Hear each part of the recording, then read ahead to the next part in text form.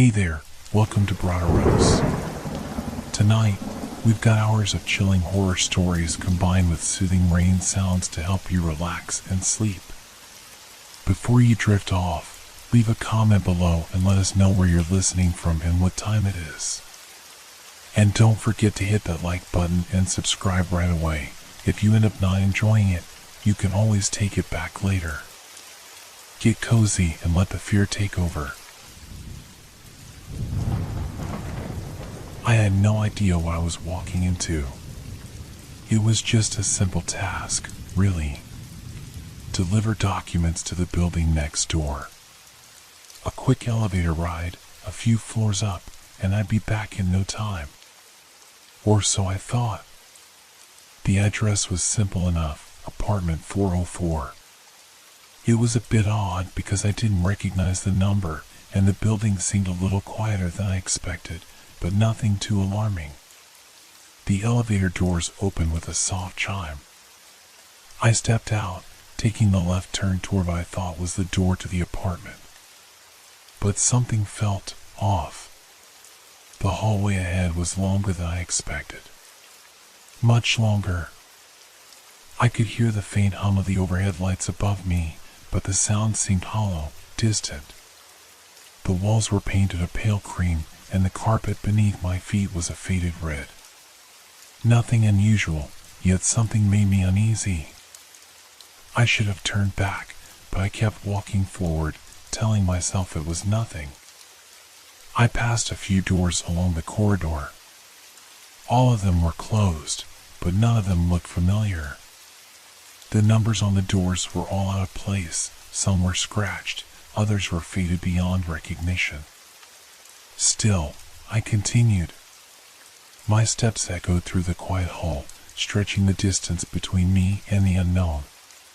The hallway seemed endless, like it stretched far beyond what was physically possible. The space felt wrong, as though the walls were closing in around me, though I could still see plenty of room ahead. My heart began to race. I glanced behind me to make sure I hadn't strayed too far, but all I could see was a blank, empty stretch of corridor.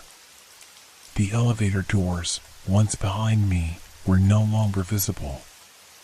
Something was wrong. Then, I heard it. A faint sound, like the scrape of shoes on the carpet. I stopped.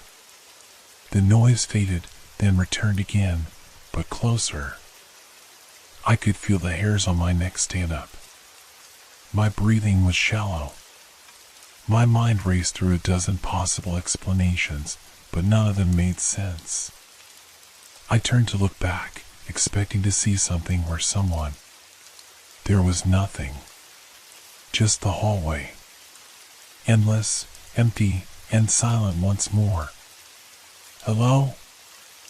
I called out, but the sound of my voice felt too loud, too forced. It was swallowed by the hollow space around me. I took another step forward, my mind trying to rationalize the situation. Maybe I had taken a wrong turn. Maybe the apartment was further down, or maybe I had missed it entirely. But the hallway stretched on without any sign of a door, let alone the number 404. The scraping sound came again, this time from behind me. I froze, my pulse quickening. I dared not turn around. I wanted to keep walking, to find the door and get out of here, but my legs felt heavy, as though they were made of lead. Every step felt like a struggle. Then, a cold breeze rushed past me. It sent a chill up my spine. I spun around, expecting to see a window open or something that could explain the sudden draft, but there was nothing. Just the same long, lifeless corridor. I could hear my own breath, ragged and shallow now.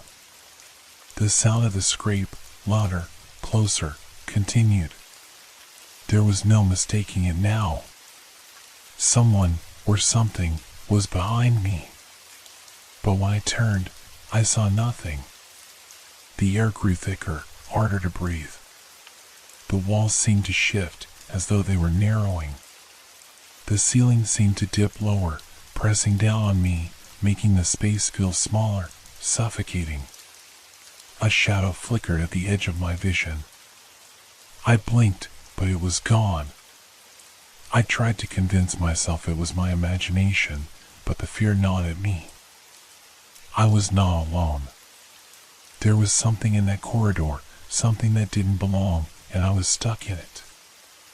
I took a step back, my heart pounding so loudly in my ears that I almost couldn't hear the scrape anymore.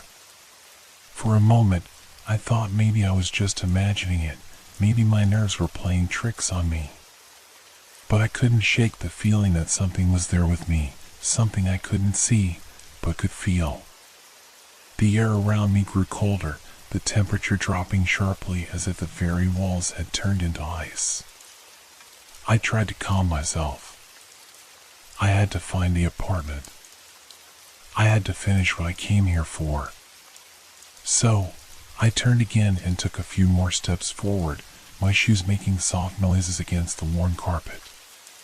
But then, something changed. The hallway began to twist, just a little. The corners felt sharper, the space narrower, as if it were expanding and contracting around me, like the walls were alive. I reached out, touching the wall beside me to steady myself. It was cold, unnaturally cold. My fingers froze as they grazed the surface.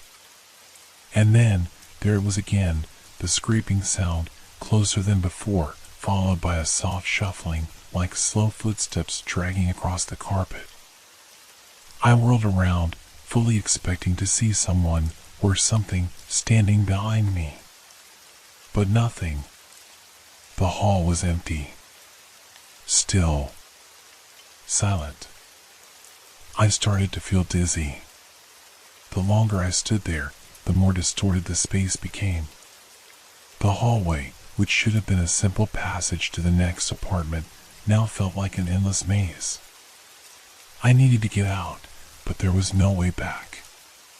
The elevator, the doors, the whole entrance to the building, it was as if they had vanished. A soft click echoed in the distance. My eyes snapped to the end of the corridor. There, just ahead, a door appeared. Not the apartment I was supposed to find, but another door hidden in the shadows. It looked like a maintenance closet or storage room, but something about it drew me in. Maybe it was the faint light seeping through the edges, or maybe it was just the fact that it was a way out. I had to go toward it. I moved toward the door, my steps quick but unsteady. I didn't look back. I couldn't. The scraping sound had stopped, but I could still feel the presence of whatever was lurking just beyond my sight. It was there, waiting. When I reached the door, I grabbed the handle and turned. It was locked. A sense of dread washed over me as I tugged at the handle again, harder this time, but it wouldn't budge. Panic set in. I tried to push against the door, banging my shoulder against it, desperate to break through, but the door held firm. Suddenly, a loud bang came from behind me. I froze. It wasn't the scraping anymore. This was a full-force crash, something heavy hitting the floor. I whipped around, expecting to see the source of the sound, but again, there was nothing. My breath quickened as I looked down the hallway. The shadow I had glimpsed earlier was back, darker, more defined this time. It moved. It wasn't just a shadow anymore, it had shape. The figure was tall, slender, and impossibly still. I couldn't see its face, but I could feel its eyes on me, watching, waiting. I turned back to the door, pounding my fist against it, screaming for help that no one would hear. The figure was closer now, its presence suffocating. Every instinct screamed at me to run, to get away, but there was nowhere to go. I backed away from the door, my eyes never leaving the shadow. The walls felt like they were closing in, the hallway tightening with each passing second. I couldn't breathe. I couldn't think. My mind raced, trying to find a way out, but there was no way out. Only the darkness that was creeping closer with every breath I took. And then, as if on cue, the lights flickered. Once. Twice. And then they went out entirely. The hallway was plunged into complete darkness. I stood frozen in the blackness, my heart hammering in my chest. The silence was suffocating. It wasn't just the absence of sound, it was the kind of silence that felt thick, like it was pressing against me from all sides. I couldn't hear my own breath, but I could feel it, shallow and quick, trapped inside my chest. The darkness was absolute. There were no shapes, no outlines, nothing to tell me where the walls were, where the floor ended, or where the figure had gone. I reached out, trying to steady myself, but my hand only found empty air. Panic gripped me, and I pulled my arm back, stumbling backwards, desperate to find something solid. And then, that same scraping sound, closer, much closer. I tensed, my whole body stiffening with fear. The noise came again, followed by the soft shuffle of footsteps dragging across the floor. This time, it wasn't distant. It was right next to me. "Who's there?" I gasped, my voice trembling. It was foolish, I knew. There was no answer, but the sound grew louder, like it was circling me. I could feel the presence, as if whatever was making that noise was moving, shifting in the dark around me, waiting for the right moment. I stepped forward, my hands outstretched, but there was nothing. No door, no hallway. Just an endless void. The temperature had dropped even further, and I could see my breath now, misting in front of me. I was trapped, and I knew it. The scraping stopped abruptly, leaving only the shuffle of feet. I felt the air move, slow, deliberate, like a breath right beside my ear. I spun around, my heart racing, expecting to see the figure that had been haunting the edges of my vision. But there was nothing. I took another step back, my feet scraping against the floor, and that's when I heard it, a low, guttural sound. It wasn't a voice, not exactly, but it was something close, a whisper that seemed to come from the very walls themselves. My skin crawled at the sound, and I felt a cold sweat break out on the back of my neck. I wanted to scream, but I couldn't. My throat was tight, as if the very air around me was choking me. "Leave," the whisper came again, louder this time, but somehow distorted, stretched thin, as if it was not one voice, but many, layered on top of each other. "Leave now." I spun toward the voice, trying to make out where it was coming from. But the darkness swallowed everything. There were no shadows now, no shapes, no figure. Just the void. I started to back away, my feet shuffling in a panic, trying to find any hint of a door, a window, anything that could offer a way out. But the longer I moved, the further the hallway seemed to stretch, as though the space was bending and warping in on itself. It was like I was moving in circles, each step bringing me no closer to the end. The whispers continued, growing louder, more insistent. They seemed to come from every direction, surrounding me, closing in. I couldn't escape them. I couldn't escape the dark.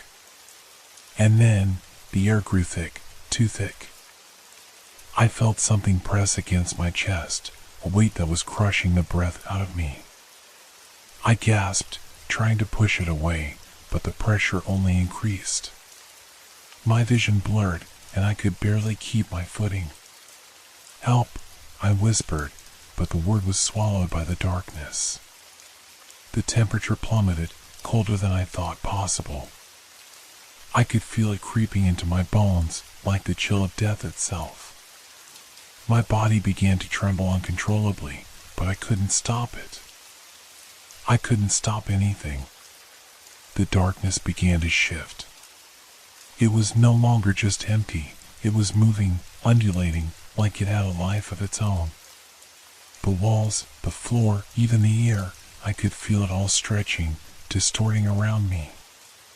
It wasn't real. None of it was real. I didn't know how much longer I could take it.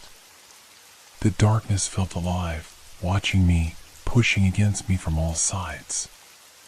And then, through the haze of fear and panic, I heard something that froze me to my core. A soft, hollow laugh. It was low, drawn out, and familiar. It echoed through the darkness, reverberating in my skull. I knew that laugh. I had heard it before. And then I realized. It was mine. I froze. The realization hit me like a slap in the face. That laugh, slow, mocking, hollow, it was mine. But I hadn't laughed. Not out loud. Not like that. I stood there, my heart pounding in my chest, unable to move. The darkness pressed in on me, heavy and suffocating, as the echo of that laugh rang through the void. It was like a cruel reminder that I was no longer in control, that this place, this apartment, this corridor, this nightmare was reshaping reality itself. The walls around me seemed to shift once again, and a soft glow flickered in the distance. A sliver of light, as if from some unseen doorway or window. It was faint, barely there, but it felt like the only escape. The only way out. But as I began to move toward it, something stopped me. The air around me felt thick, dense with unseen weight. Every step I took was slower, harder, like I was walking through water. My limbs felt heavy, and my breath caught in my throat. The walls seemed to be pulsing, as if they were breathing in sync with me. I had to move. I had to get to the light. But then, I heard it again, the laugh. Closer this time, just behind me. I spun around, my heart leaping into my throat. There was nothing. Nothing but the same blackness. But I could feel it. The presence. The weight. The suffocating grip of whatever was in this place with me. And then, a figure appeared in front of me. It was sudden, too sudden, and my body jerked back, a shock of adrenaline flooding my system. But it wasn't a person. Not exactly. It was me. Or rather, it looked like me. The figure was standing just beyond the dim light, its shape distorted, its features stretched unnaturally. It was me, but it wasn't. Its eyes were black voids, its mouth twisted in a grotesque, silent grin. I couldn't move, couldn't breathe. The figure stood motionless, its gaze fixed on me, as though waiting for something. I couldn't tear my eyes away. It was like looking into a mirror, but not. It wasn't just my reflection, it was wrong. It wasn't alive. It didn't move.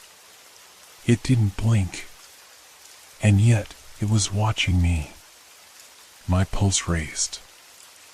I opened my mouth to scream, to run, but nothing came out. The figure's eyes seemed to grow darker, deeper, as if the very act of looking at it was dragging me in. Slowly, as if on its own accord, the figure raised one hand. The fingers were elongated, thin and pale, and it pointed directly at me. I felt my chest tighten. I could feel the pressure mounting, the fear building like a wave inside me. What did it want? What was it trying to show me? I couldn't stop myself. My eyes were glued to the figure, and a cold, creeping sensation started to seep into my bones. The air seemed to grow colder still, the temperature dropping so quickly that my breath became a cloud of mist in front of me. And then, something strange happened. The figure began to move. Slowly at first, then with increasing speed. It wasn't walking. It was gliding, floating toward me, its long fingers stretching unnaturally far, like it was trying to reach me, trying to touch me. The grin on its face widened, stretching farther than a human mouth should ever be able to. I stumbled back, but the figure's movement was relentless. No matter how fast I moved, it came closer, its presence growing, filling the space around me. I could feel it closing in, surrounding me, until I was no longer in control of my own body. The figure stopped just in front of me. I could feel its coldness, its emptiness, radiating off of it. It was too close now. I could see its eyes, those endless, dark eyes. There was nothing in them. No life, no warmth. Just an empty void. And then it spoke. But the voice was not a voice at all. It was a whisper, a rasping sound that came from within my own mind. "You shouldn't have come," it said, its voice not like mine, but somehow familiar. The words echoed in my mind, reverberating through my skull, shaking me to the core. It wasn't just speaking to me. It was speaking through me. I wanted to scream. I wanted to run. But the darkness around me had swallowed everything. I was trapped in this distorted space with this thing, this reflection, this twisted version of myself.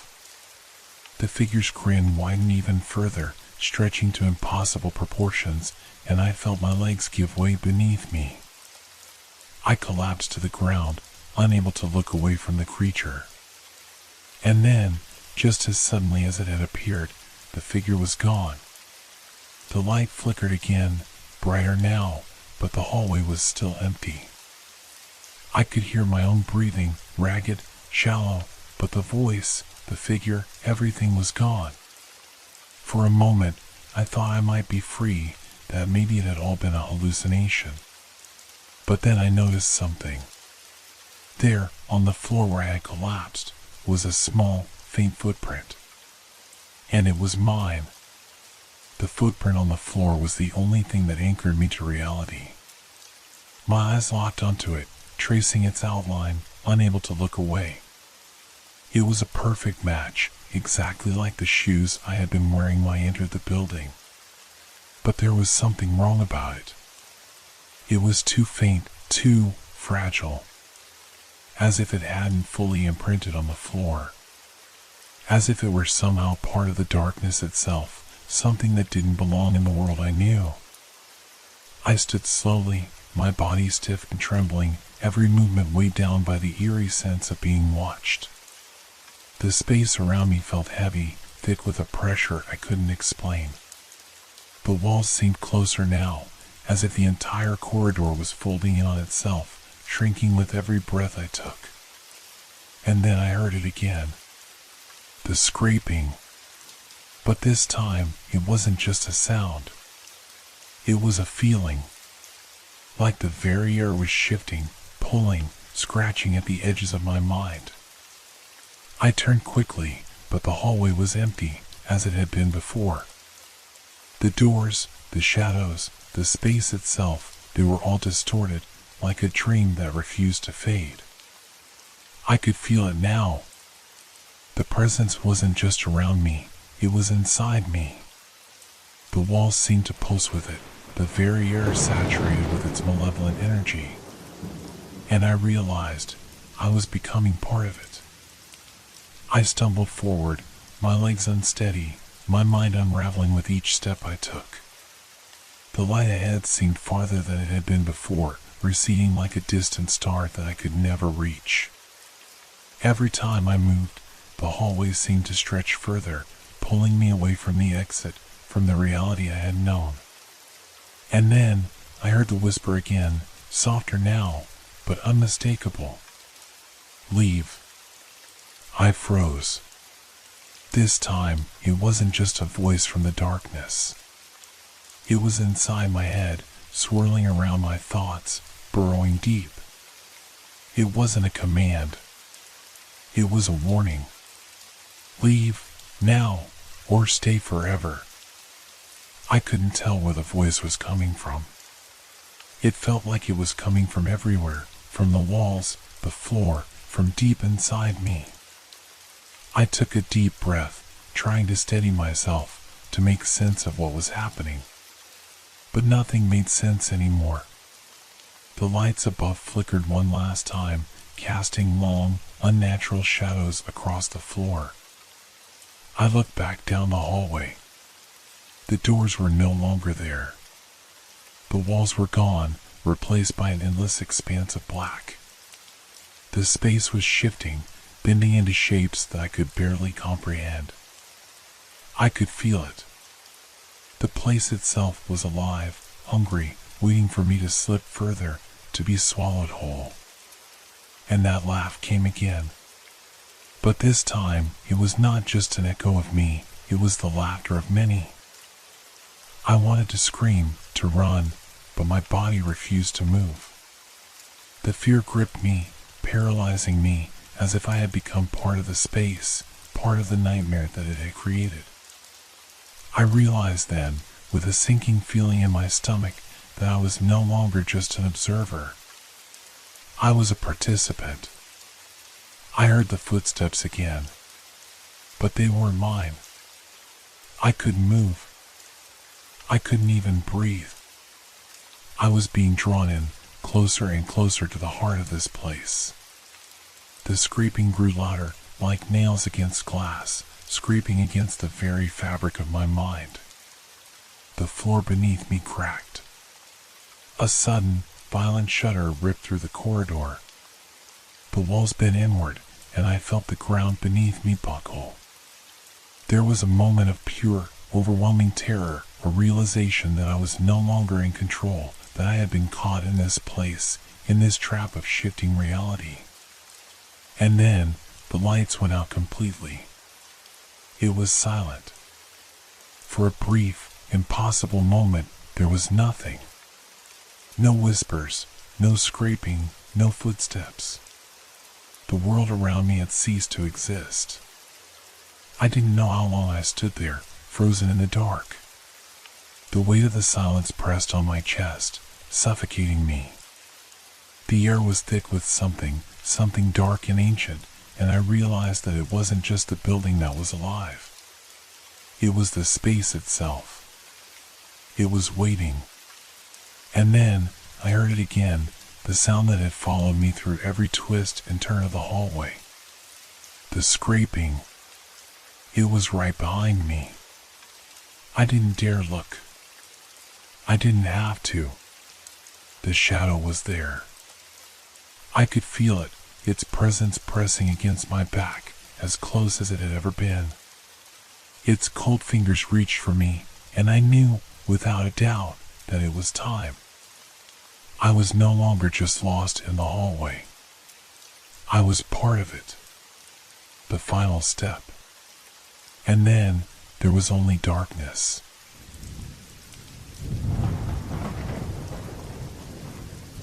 Have you ever felt like you were the only one on a bus, even when you knew there were others around you? It's a strange feeling, one that creeps up on you without warning. One moment, you're just another passenger, surrounded by empty seats and the hum of the engine. The next, you're all alone, isolated in a place that should feel safe, but doesn't. It happened to me one evening, as I boarded the bus for my usual ride home. It was late, just past 8, and the streets were eerily quiet. The city seemed to have shut down for the night, with few people around and the chill of the evening creeping in. I didn't think much of it. I was tired, wanting nothing more than to sit back and let the bus take me to my destination. I took the last available seat at the very back of the bus.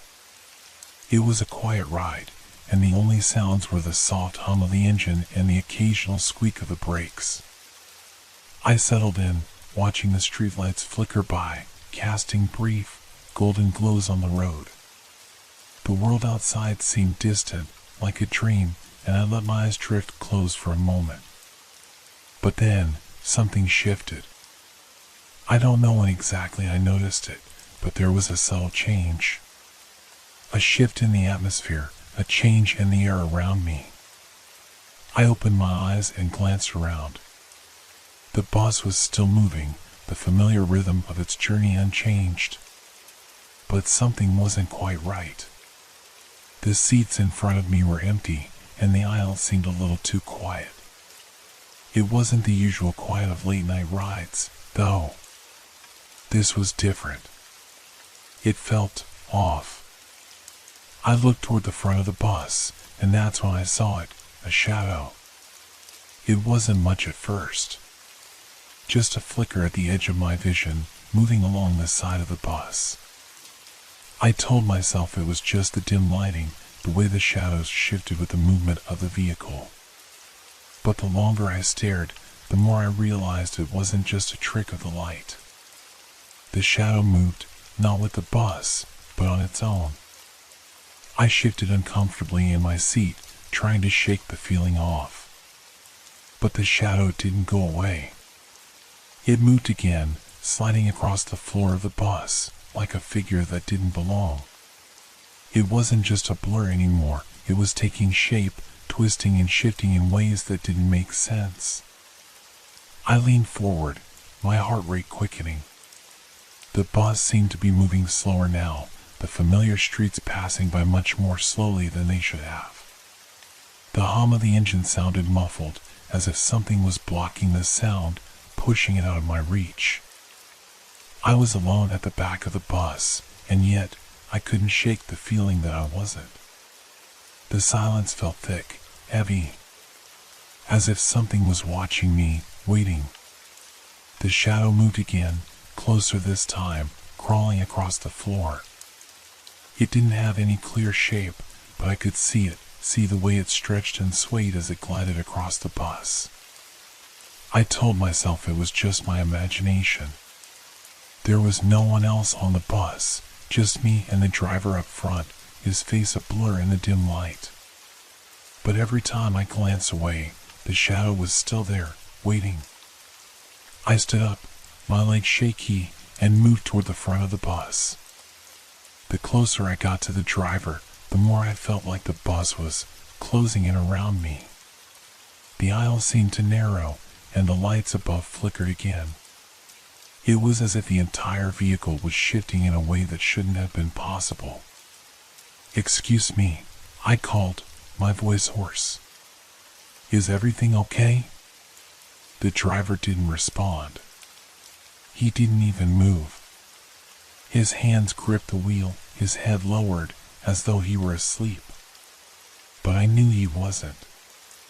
The shadow was now at the edge of my vision again, and this time it was clearer. I could see it stretching out, a dark mass at the back of the bus, curling around the seats, growing larger, taking up more space. It wasn't just a shadow anymore. It was alive. I stumbled back to my seat, my heart pounding in my chest. The bus continued on, its wheels turning on the pavement, but the world outside was now a blur, a spinning vortex of lights and colors. My breath quickened, my palms sweaty. I sat back down in the last seat, feeling the weight of the air pressing against me.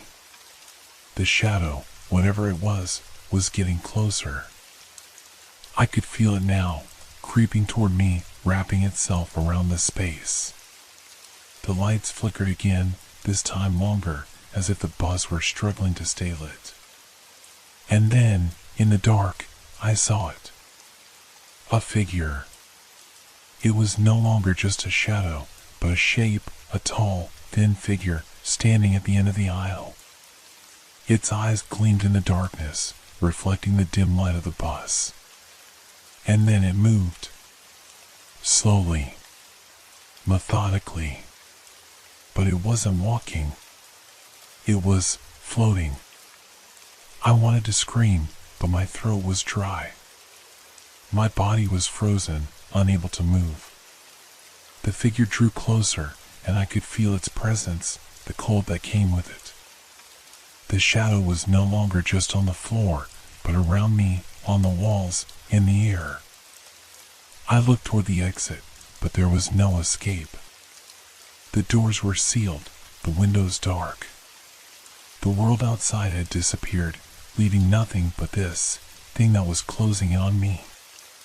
The figure stopped just in front of me.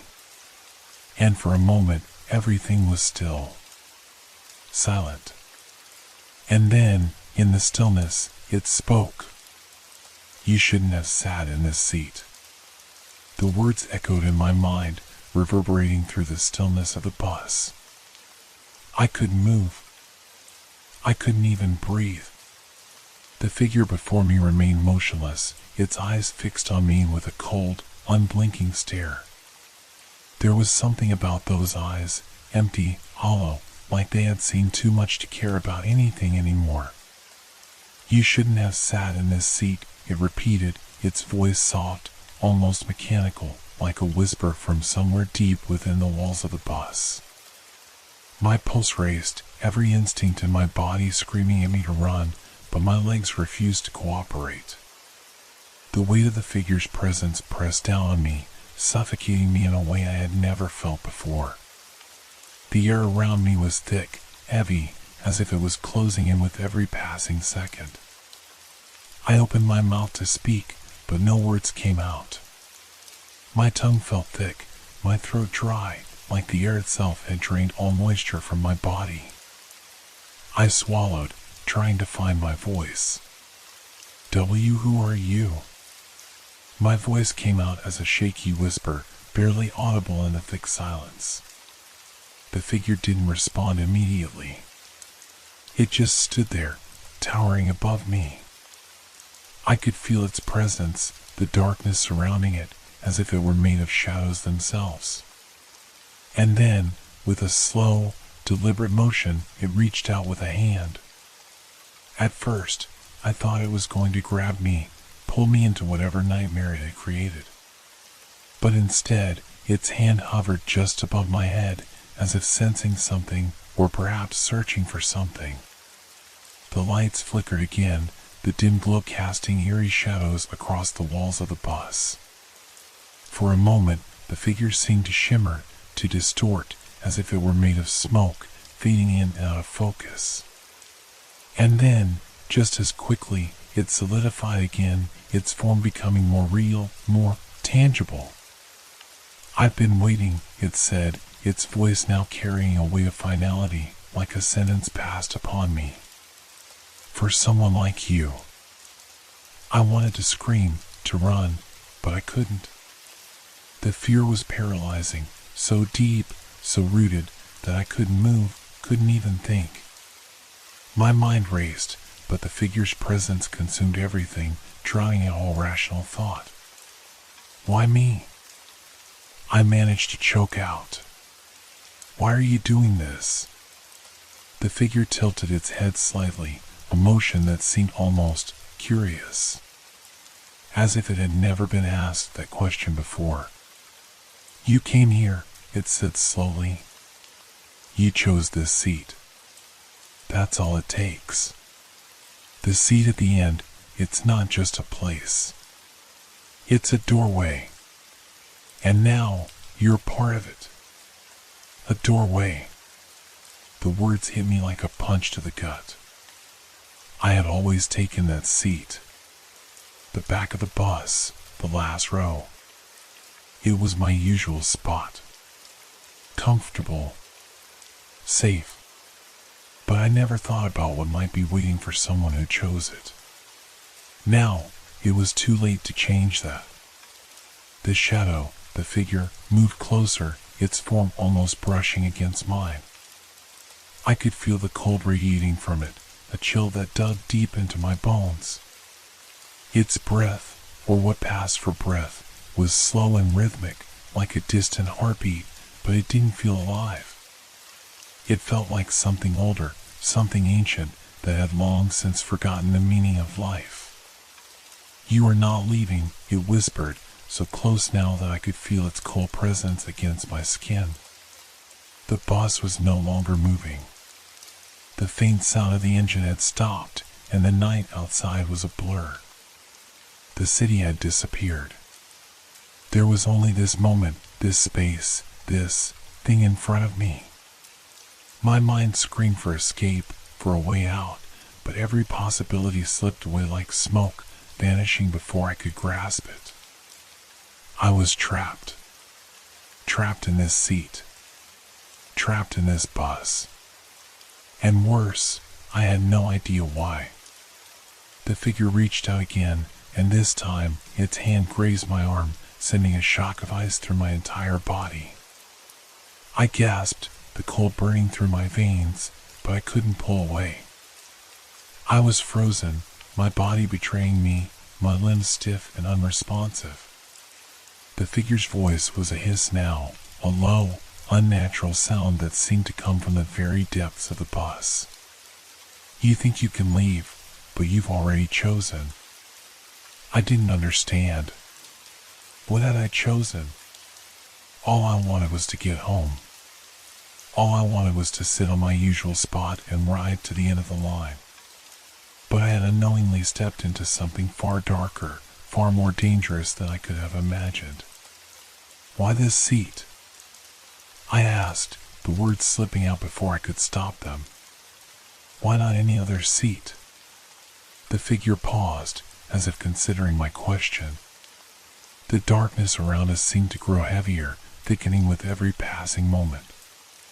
And then, finally, it spoke again, its voice softer this time, almost wistful. Because, it said, this is the last place you'll ever be. This is where they all end.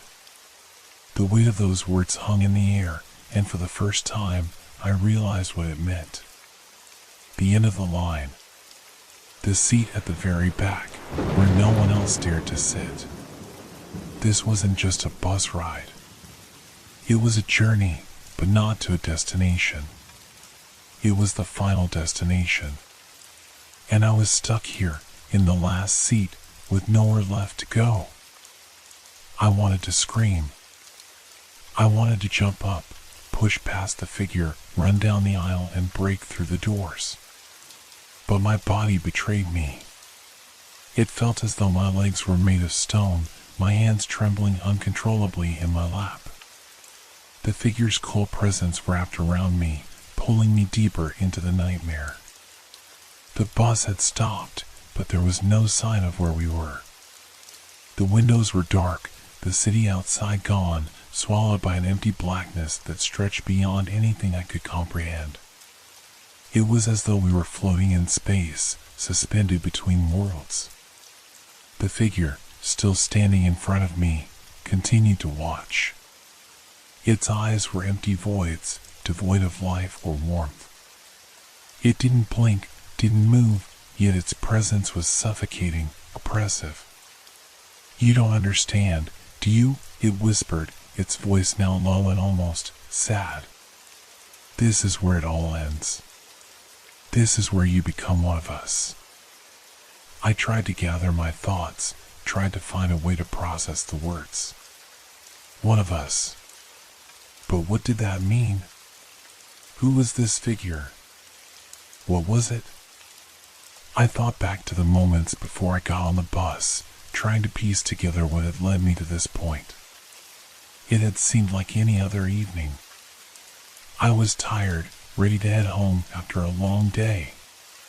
But now, nothing made sense. The figure reached out again, its hand hovering near my shoulder. This time, I could feel the cold radiating from it, so intense that it cut through my jacket like it wasn't even there. The chill seeped into my skin, numbing me, freezing me in place. You're already here, it said, its voice becoming more distant, more detached. You've already joined. There's no way back. The air in the bus grew even heavier, pressing on me from all sides. I tried to speak, to protest, to ask how any of this was possible, but my voice was a mere whisper, swallowed by the oppressive silence. And then, suddenly, the bus lurched forward, as if it had started moving again. The seats around me seemed to distort, the walls of the bus stretching and contracting in a way that felt wrong.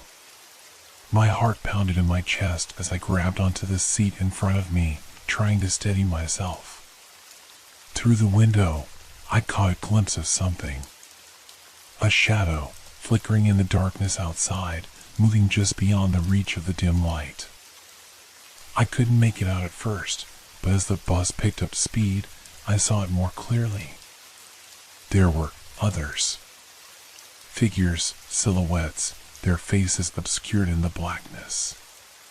The bus sped faster now, the streets outside no longer recognizable. The world had shifted, and I was no longer in control. I couldn't escape. I couldn't understand. The figure beside me was still watching, its gaze unwavering, as though it knew something I didn't. "They are waiting," it said softly, almost lovingly. "Waiting for you to join them." I looked out the window again, panic rising in my throat. The figures outside were getting closer, their shadows flickering faster, moving toward the bus like they were drawn to it, drawn to me. I tried to make out their faces, but they were just blurred shapes, like shadows of people who had been lost for far too long. The air in the bus became thick with a strange, suffocating pressure. The shadowed figures outside seemed to press against the windows now, their cold faces pressed up against the glass, watching with silent anticipation.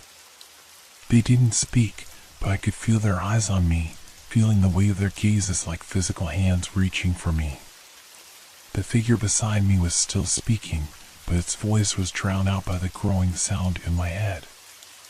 A high-pitched hum, like static, like 1,000 voices whispering in unison. It was deafening. I covered my ears, but it didn't help. The sound filled the entire bus, vibrating through the walls, the seats, my very body. I looked around, searching for a way out, for any possible escape, but the walls of the bus had closed in. The doors were locked, the windows sealed. There was no way out. No way back. I was trapped, surrounded by these things, whatever they were, waiting for me to join them in their endless ride. The figure beside me leaned in closer, its cold breath brushing against my cheek. "You don't have to be afraid," it said, its voice soft, almost soothing. "You're not alone anymore." And then, the last thing I saw was the figure's outstretched hand, reaching toward me, its fingers curling like the tendrils of something that didn't belong. The bus lurched again, and the world outside the window darkened further, until there was nothing left but the shadowed figures pressing in from every direction. I felt a cold hand grip my arm. And then, nothing.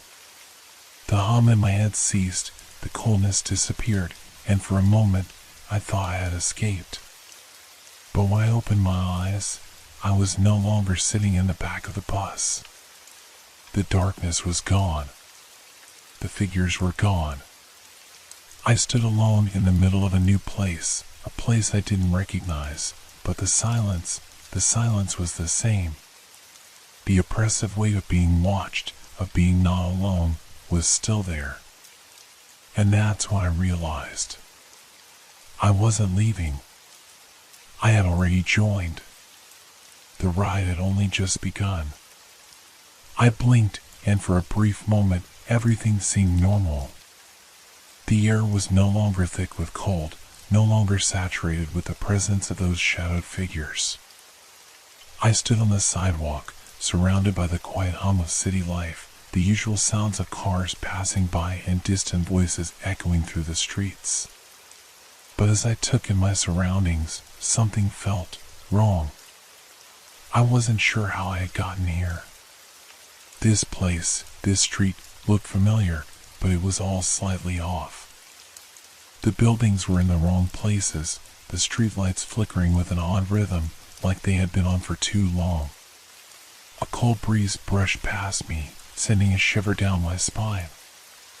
I turned around, expecting to see the bus I had just been trapped on, but it was gone.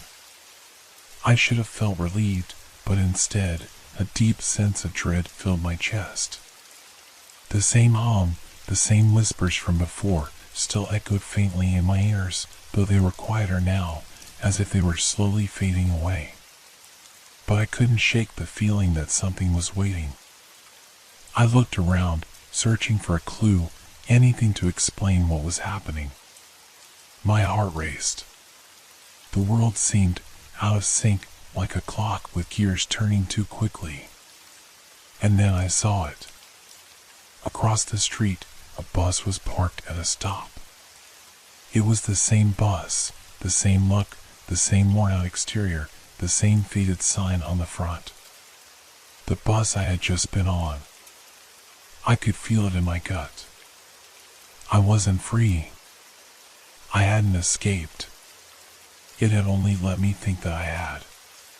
Before I could even think to run, the doors of the bus opened, slowly, with a creak. And there, standing in the doorway, was the figure. It looked the same. Cold, still, with those lifeless eyes staring right through me. It didn't move at first, just stood there as if waiting for me to come to it. But I knew better now. I knew what it wanted. It wasn't just waiting for me, it was calling me.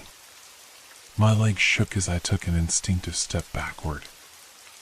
I wanted to run, to flee, to forget all of this, but my feet wouldn't obey. It was as though the bus had become a magnet, pulling me in despite my will to resist. The figure in the doorway spoke again, its voice low and deliberate, as if it were trying to reassure me. "You always come back," it said, its voice now tinged with something almost affectionate. "You will never leave. This is where you belong." A scream rose in my throat, but I choked it back. There was no escape. I had thought, for a moment, that I had been freed, that this nightmare was over. But the reality was far worse. The bus behind me had become the only place in the world. I couldn't fight it anymore. I knew that if I didn't get on, if I didn't follow, I would be left with nothing. The shadowed figures would consume me, and I would never know peace again. With a trembling hand, I stepped forward. Each movement felt like it took an eternity. My feet were heavy, as though the earth itself was trying to keep me from moving. But eventually, I reached the doors, and they opened, swallowing me into the darkness within. The bus was as I had left it, with its dim lights flickering and the faint smell of dust and old leather. But something was different. The seats were no longer empty. Figures sat in every row, their faces obscured in shadow, their bodies unnaturally still. They were like me, like I had been before. They had been chosen for this endless ride. And now, I was one of them. The figure in the doorway stepped aside, allowing me to pass. Its eyes followed me as I made my way down the aisle, and as I sat in the very back, I felt a chill creep into my bones. The seat at the end. The seat that had always felt so right. But now, it felt like a grave. I glanced around, but no one spoke. No one moved. The silence was suffocating. The only sound was the faint hum from outside, the whispers that never seemed to stop. I could feel them, those figures, those lost souls, watching me, waiting for me to accept my fate. The bus jerked forward, the tires rolling along an empty road that led to nowhere. The world outside had become a blur of blackness, like the very fabric of reality had unraveled. The lights inside flickered again, and for a moment, I thought I saw something in the distance, another bus, another version of this same journey. I looked out the window, and for the first time, I saw it clearly. The same figures. The same shadows. They were all around me. They were part of this never-ending cycle, trapped like I was, doomed to ride this bus forever. I couldn't escape. I was them now, and the ride had no end.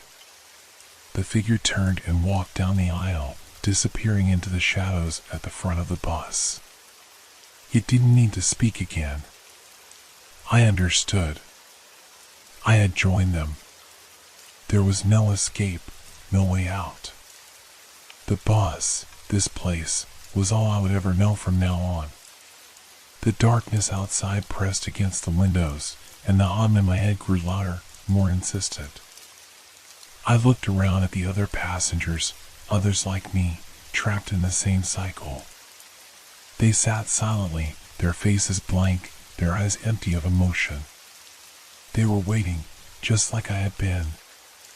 Waiting for the moment when the bus would stop, and they would have to face the reality of their endless journey.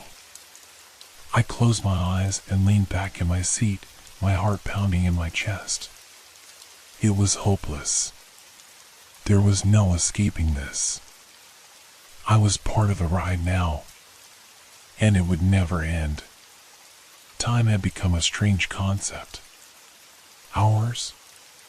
Days? Minutes? I could no longer tell. The bus continued its endless path through an empty, formless world, moving forward with no destination in sight. The figures around me remained as still as they had been when I first entered. Their faces were now more distinct, but they weren't people anymore.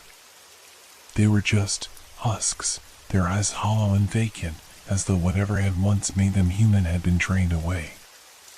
Every now and then, one of them would shift in their seat, but it was always in unison, like a coordinated movement, as though they had become part of the bus itself. I looked at my own hands. They seemed wrong. The skin was too pale, the veins almost visible beneath the surface, like I was fading away, becoming something less than real. But that wasn't what truly frightened me. What truly frightened me was the feeling that I was watching myself from the outside. That I was no longer fully in control of my body, that I had already succumbed to the same fate as those around me. I could feel the presence of something inside my mind, pressing against the edges of my thoughts. It wasn't like a voice, it was a feeling, an understanding. I wasn't supposed to be here. The hum that had been constant for what felt like an eternity suddenly grew louder, vibrating through my skull. I clutched my head, hoping to block it out, but it only intensified. A pressure in my chest made it hard to breathe, and I began to feel dizzy, as though the very air had thickened around me, suffocating me. The walls of the bus seemed to close in. And then, without warning, the doors at the front of the bus creaked open. I felt a chill run through me, colder than the atmosphere in the cabin, colder than the figure that had first approached me. A shadow stepped into the aisle, and even though I couldn't see its face, I knew it was different. The air shifted, and everything inside the bus seemed to still, as if the world outside had ceased to exist. The figures in the seats slowly turned their heads, their empty eyes following the shadow's every movement. I could feel their anticipation, a collective understanding among them all. This shadow, it was waiting for me. It didn't speak, but its presence was like a heavy weight, pulling at the fabric of my soul. It moved toward me, its dark form becoming more defined with each step. The figure beside me, the one who had been there from the beginning, was gone. In its place was this new presence, taller, more ominous, its very existence seeming to distort the light in the bus. It was like a living darkness, a void that consumed everything around it. I wanted to run, to push past it, to break free from the suffocating reality of the bus, but my body wouldn't move. I was frozen in place, unable to tear my gaze away from the figure in front of me. It felt like it was inside me, inside my very thoughts. And I knew, in the deepest part of my being, that this was it. This was the final stop. "You have finally understood," the figure's voice said, but it wasn't a voice at all, it was a feeling that pressed against my mind. It was like it was speaking directly to my soul, bypassing the need for words altogether. I could feel my heartbeat quicken, but the more I struggled, the more I realized there was no escape. The bus didn't move anymore. It simply was, suspended in a place that defied all logic. The outside world was gone. There was nothing but the oppressive presence of the figure and the never-ending hum filling the space. You never left, it continued, its form now towering over me. You've always been here, and now you will remain. I could see it now, an endless loop. This bus was not just a vehicle, it was a prison, a cycle that had trapped me, and countless others before me, in its grasp. Every person who had ever stepped onto this bus had been bound to it, pulled into the void where time and space no longer had meaning. We were nothing more than passengers, forever riding this endless road. The figure reached out, its hand moving with unnatural grace, and placed a cold finger on my forehead. The contact was electric, like a surge of pure darkness entering my body. My thoughts, my memories, everything I had ever known, shattered in an instant. The light flickered again. I saw it then, the briefest flash of something outside the window, a glimpse of another world beyond the glass. The faces of those trapped, those who had long since become part of the bus, pressed against the glass, their eyes wide in silent desperation. They were waiting. I was waiting. And in that moment, I realized the horrifying truth. There was no end to this. There would never be a stop. The bus would never reach its destination because the destination had never existed in the first place. It was a trap, an illusion that stretched on forever. The figures on the bus, they were the same as me now. Lost, stuck in the cycle, unable to escape. The shadow pulled away from me, and with it, a sense of finality washed over me. The feeling that had once been distant, the growing hum, the presence of the bus, had become my reality. I was no longer just on the bus. I was part of it. And as the bus began to move again, its lights dimming and flickering, I knew with a terrible certainty I would never get off. The cycle would continue forever.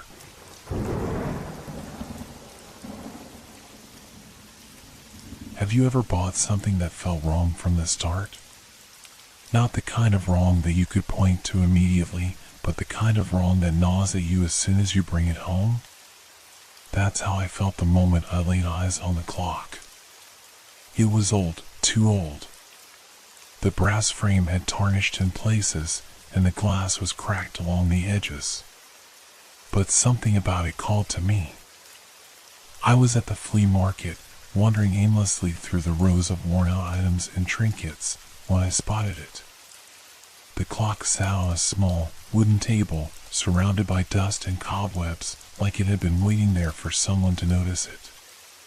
The vendor, a hunched, elderly man with a crooked smile, hadn't even bothered to explain it when I asked about it. "It's a rare piece," he said vaguely, his hands shaking as he wiped them on his tattered jacket. "Not many like it left. You should buy it. It'll keep you company." I wasn't in the mood for company, but I couldn't shake the feeling that I needed it. So, against my better judgment, I handed him the money. He didn't even seem to care about the price. He just shoved the clock into my hands, and I walked away, my mind already questioning why I had made the purchase. When I got home, I placed it on the mantel above the fireplace. It looked out of place there, with the modern furniture around it, but for some reason, I couldn't bring myself to move it. Something about it felt important. That night, I slept fitfully. The sound of the clock ticking seemed louder than usual, echoing through the silence of my room, though I didn't even remember winding it. When I woke up the next morning, I rubbed my eyes and glanced at the clock. It had hands now. I stared at it for a long time, my heart sinking. The clock's hands were black, ornate, like they had always been there, but I knew for certain they hadn't been the night before. The time was off. Not just wrong, but wrong in a way I couldn't explain. It read 3:35. I thought I must be imagining it, so I shook my head and went about my morning.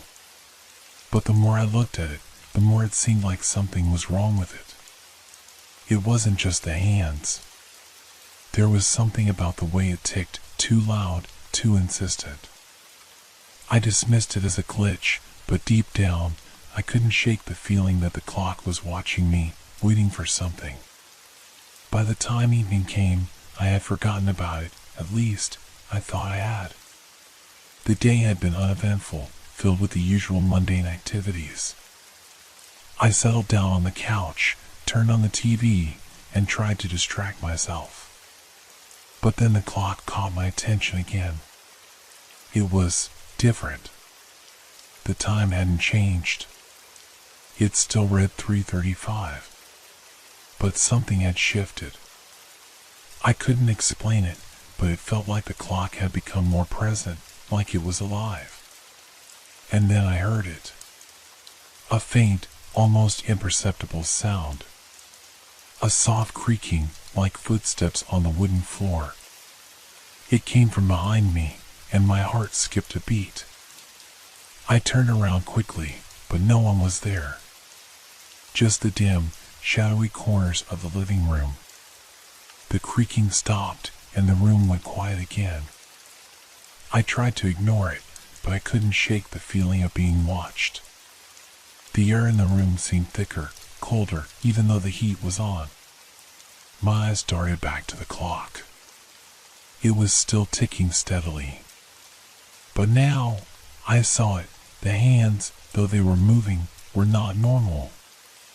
The second hand jerked forward in small, sharp movements, like it was struggling to keep pace with the rest of the clock. And then, the time changed. It wasn't gradual.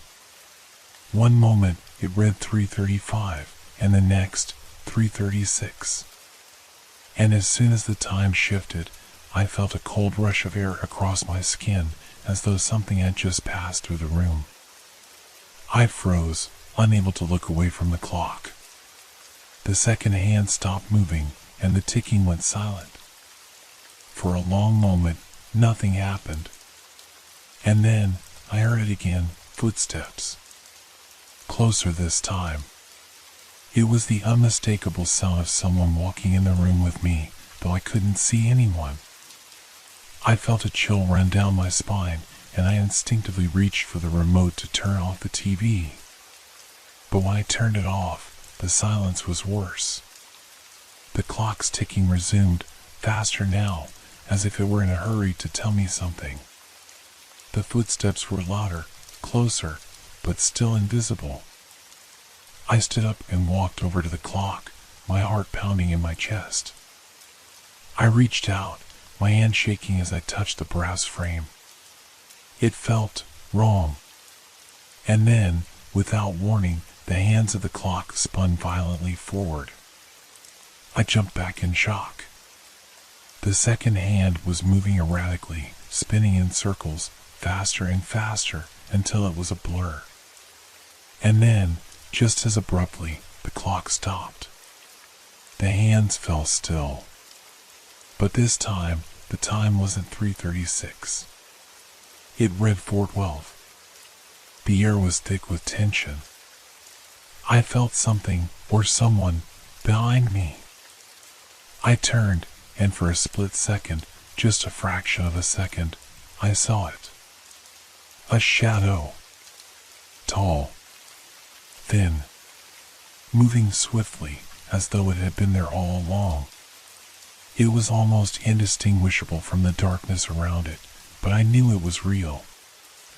I stumbled back, my legs weak as the room seemed to tilt. The shadow reached out, and I swore I could hear its whisper, soft but chilling, "It's time." Time for what? I didn't know. but I had the sickening feeling that I was about to find out. I couldn't breathe. The shadow that had appeared was like a dark stain on the walls, shifting ever so slightly, as if it didn't belong to this world. I backed away, my legs unsteady, my mind a blur of confusion. My gaze never left the clock, its hands still frozen at 4:12, as though mocking me, daring me to understand what was happening. The whisper lingered in the room, faint but undeniable. "It's time." The words seemed to come from everywhere and nowhere at once. I turned quickly, scanning the room for any sign of the source, but there was nothing. Only the suffocating silence, broken by the relentless ticking of the clock. I felt my pulse in my throat, pounding in rhythm with the ticking, as if my very heartbeat had become synced to the clock. The room seemed to narrow, the walls pressing in on me.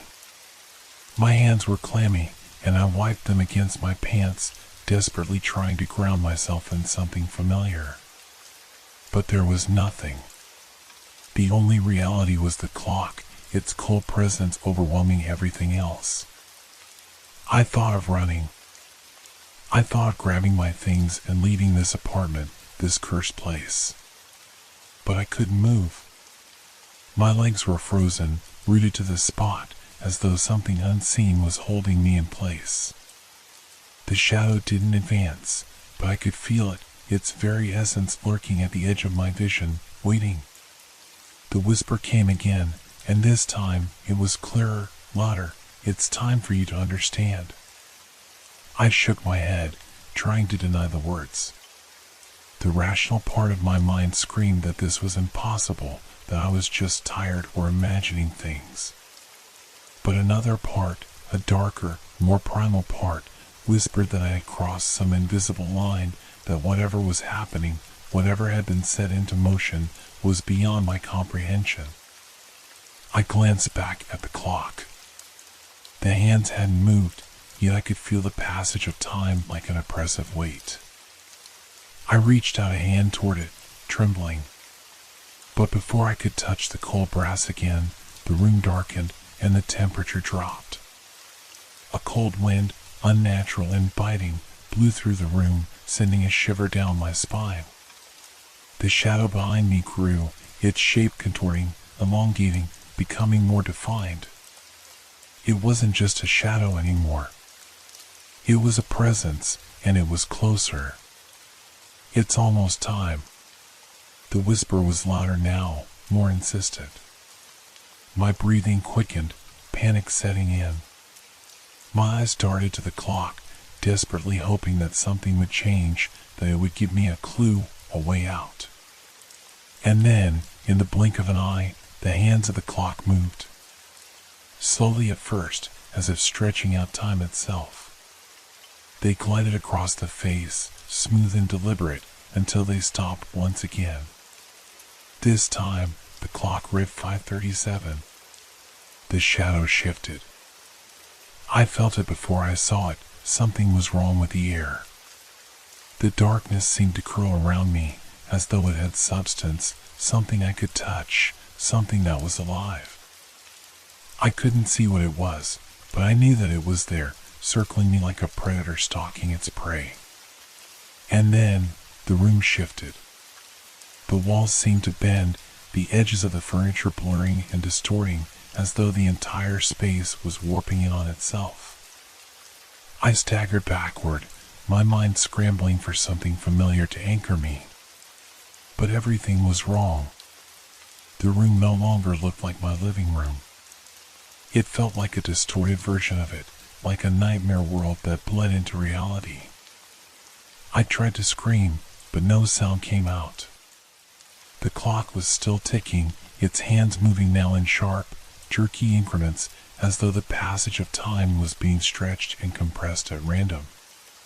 The seconds blurred together, creating a rhythm, a pulse, like a heartbeat that was growing faster with every passing moment.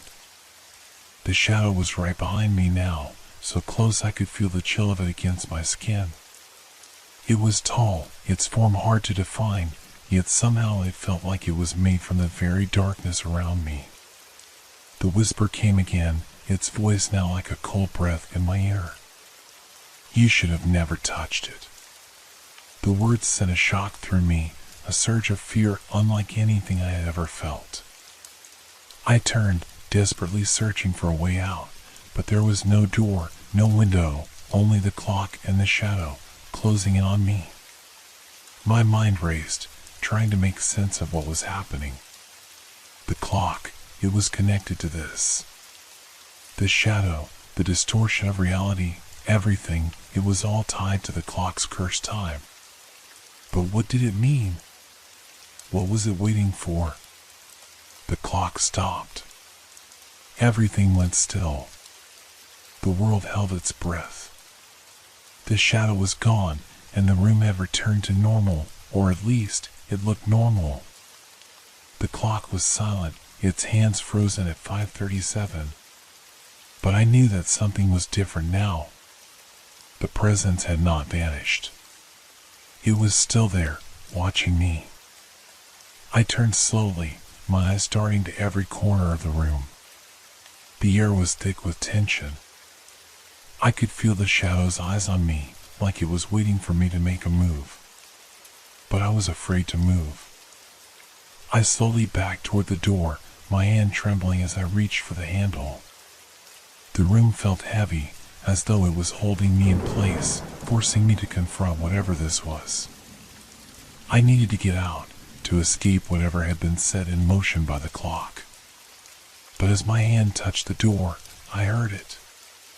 The sound of ticking. Soft at first, but then louder, closer. It was coming from behind me, from the clock. I couldn't look. I couldn't turn around. It's time. The whisper came again. And this time, it wasn't a question. It was an announcement. I felt it then, a pull. Not physical, but something deeper, a gnawing sensation in the pit of my stomach.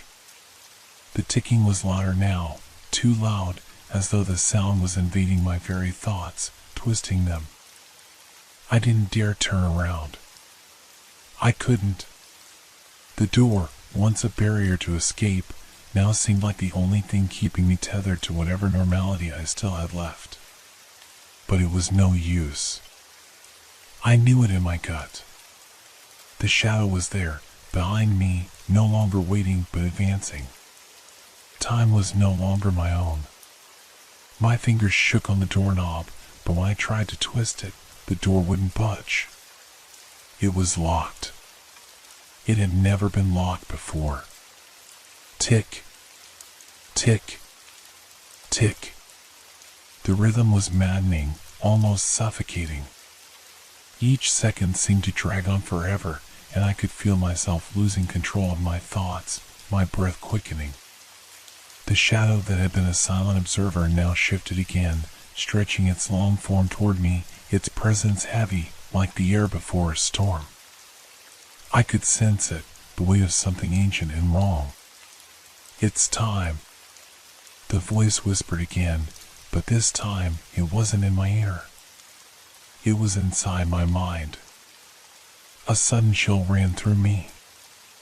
I wanted to scream, but the words caught in my throat, as though the very air had thickened, becoming a wall between me and the outside world. I couldn't escape. I couldn't breathe. The clock began ticking faster, its hands spinning wildly now, as if mocking the very concept of time. It wasn't just showing the time anymore. It was creating time, twisting it, bending it to its will. I stumbled backward, away from the door, my eyes glued to the clock. My heart was pounding in my chest, each beat a violent drum echoing in my skull. The room began to distort again, warping like the scene of a nightmare. I could feel the world around me unraveling, like a thread being pulled loose. Tick, tick, tick.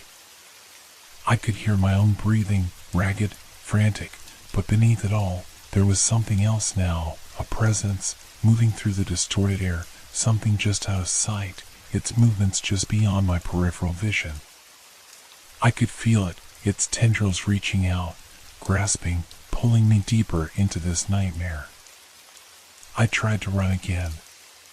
My legs were shaking, my muscles screaming in protest, but I had to move. I had to get away from the clock, away from whatever it was pulling me into. But the room stretched endlessly, the walls growing further apart with every step, as though the space itself had been twisted into an endless hallway. It was a maze. The ticking grew louder with every step I took, drowning out everything else. I couldn't escape it. The clock was following me. The shadow was following me. I was trapped in its rhythm, its twisted dance of time and fate. Then, a flash of movement. Something, a figure, half-formed, darted across the room. My heart skipped a beat as I spun around, desperate to see what it was. But there was nothing there, nothing but the heavy darkness pressing in around me. The air shifted again, colder now, and the whisper came once more, this time louder, more insistent. You cannot outrun time. I froze. The words, cold and final, hung in the air like a curse. My eyes shot to the clock, the hands now spinning so quickly they were nothing but a blur. The tick-tock had turned into a cacophony, a deafening roar filling the room. I reached out again, trembling, desperate to stop it, to somehow halt the madness. My fingers brushed against the cold metal of the clock's frame, and the moment I touched it, a shock ran through me like a current of electricity surging through my body. A vision slammed into my mind, a flash of something, somewhere, a place I couldn't identify, filled with shadows and twisted faces. The clock had shown me something. Something wrong. Something that shouldn't exist. I pulled my hand away, but the vision didn't stop. The image of those dark, shifting faces lingered in my mind, a reflection of the shadow that was stalking me. The shadow that was now taking shape, becoming more than just a presence, it was growing, solidifying, becoming real. And then, I understood. The clock wasn't just controlling time. It was controlling the world. It was bending reality itself. I needed to stop it. I needed to destroy it. But I couldn't. The room was alive with the ticking, the darkness. The shadow stretched out toward me, its form now so defined, so real, I could feel its coldness seeping into my skin. I took a step back, but there was nowhere to run. It's too late. The whisper was louder now, closer. The shadow's voice was no longer a whisper, it was a growl, a promise of something terrible, something inevitable. And then, as the hands of the clock spun to 6:25, everything went still. The ticking stopped. The shadows froze. For a brief, terrifying moment, everything was silent. But it wasn't over. I knew it wasn't over. The clock's hands were moving, as though mocking me. And I realized, with a sinking feeling, that I had only just begun to understand what this thing was capable of. I had to find a way to break it. I had to destroy it before it consumed me entirely. But I was no longer sure if I had any control over my fate anymore. The time on the clock was ticking, and there was no way to stop it. I couldn't think. I couldn't breathe. The hands of the clock spun faster, almost impossibly so. It was no longer just a clock, it had become something more, something that ruled over this place, this moment.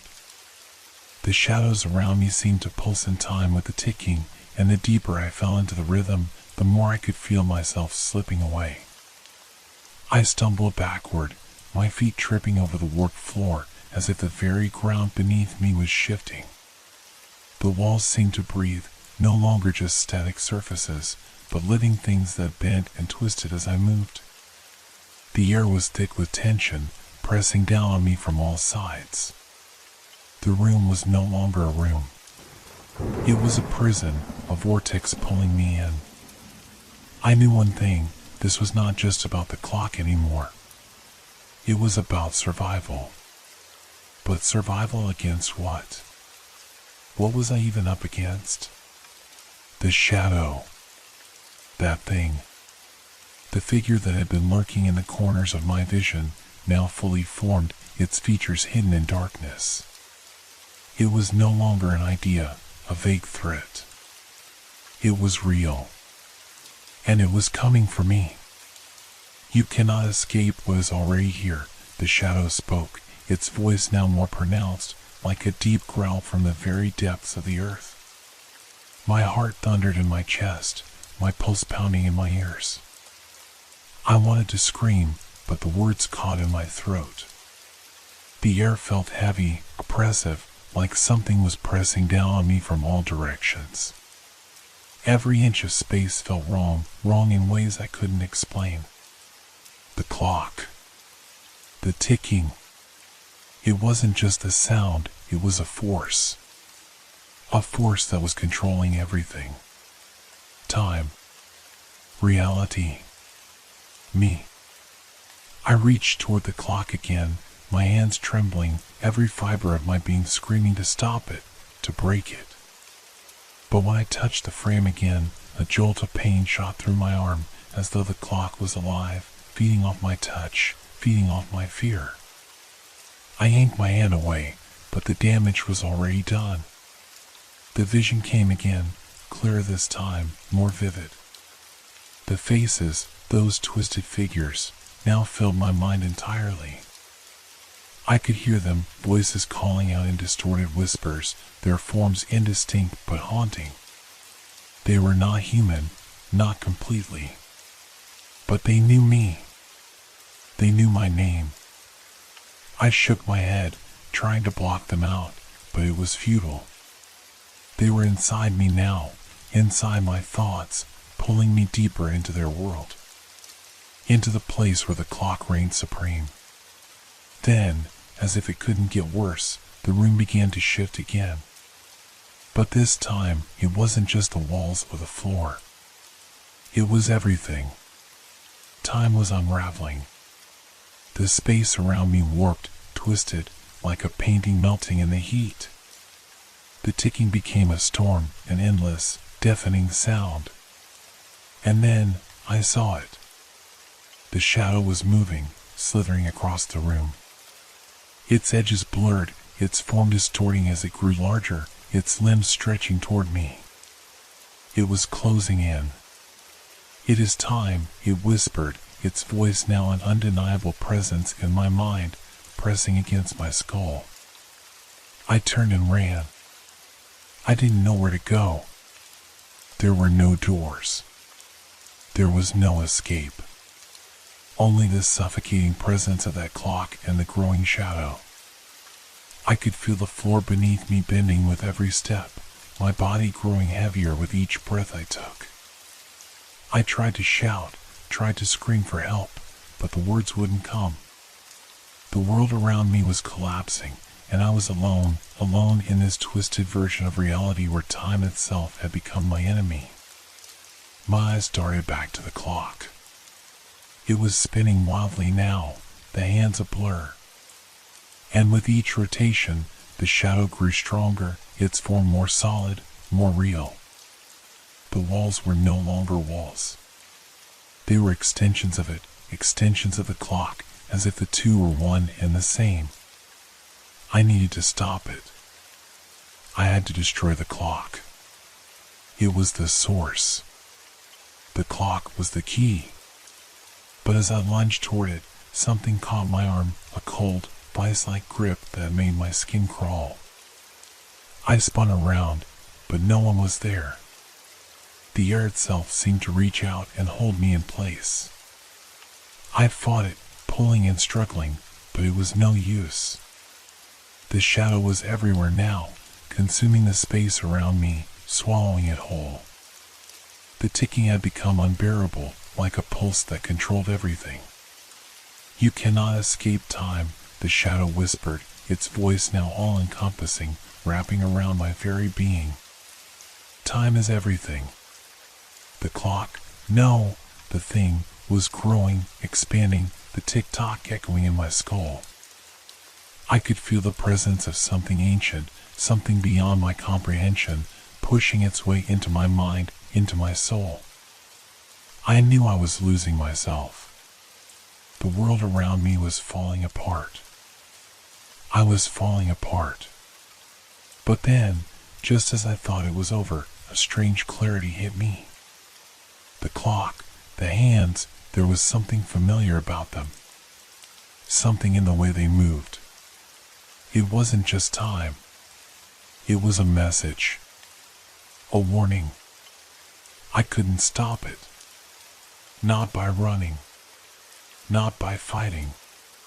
But maybe I could understand it. Maybe that was the only way to survive.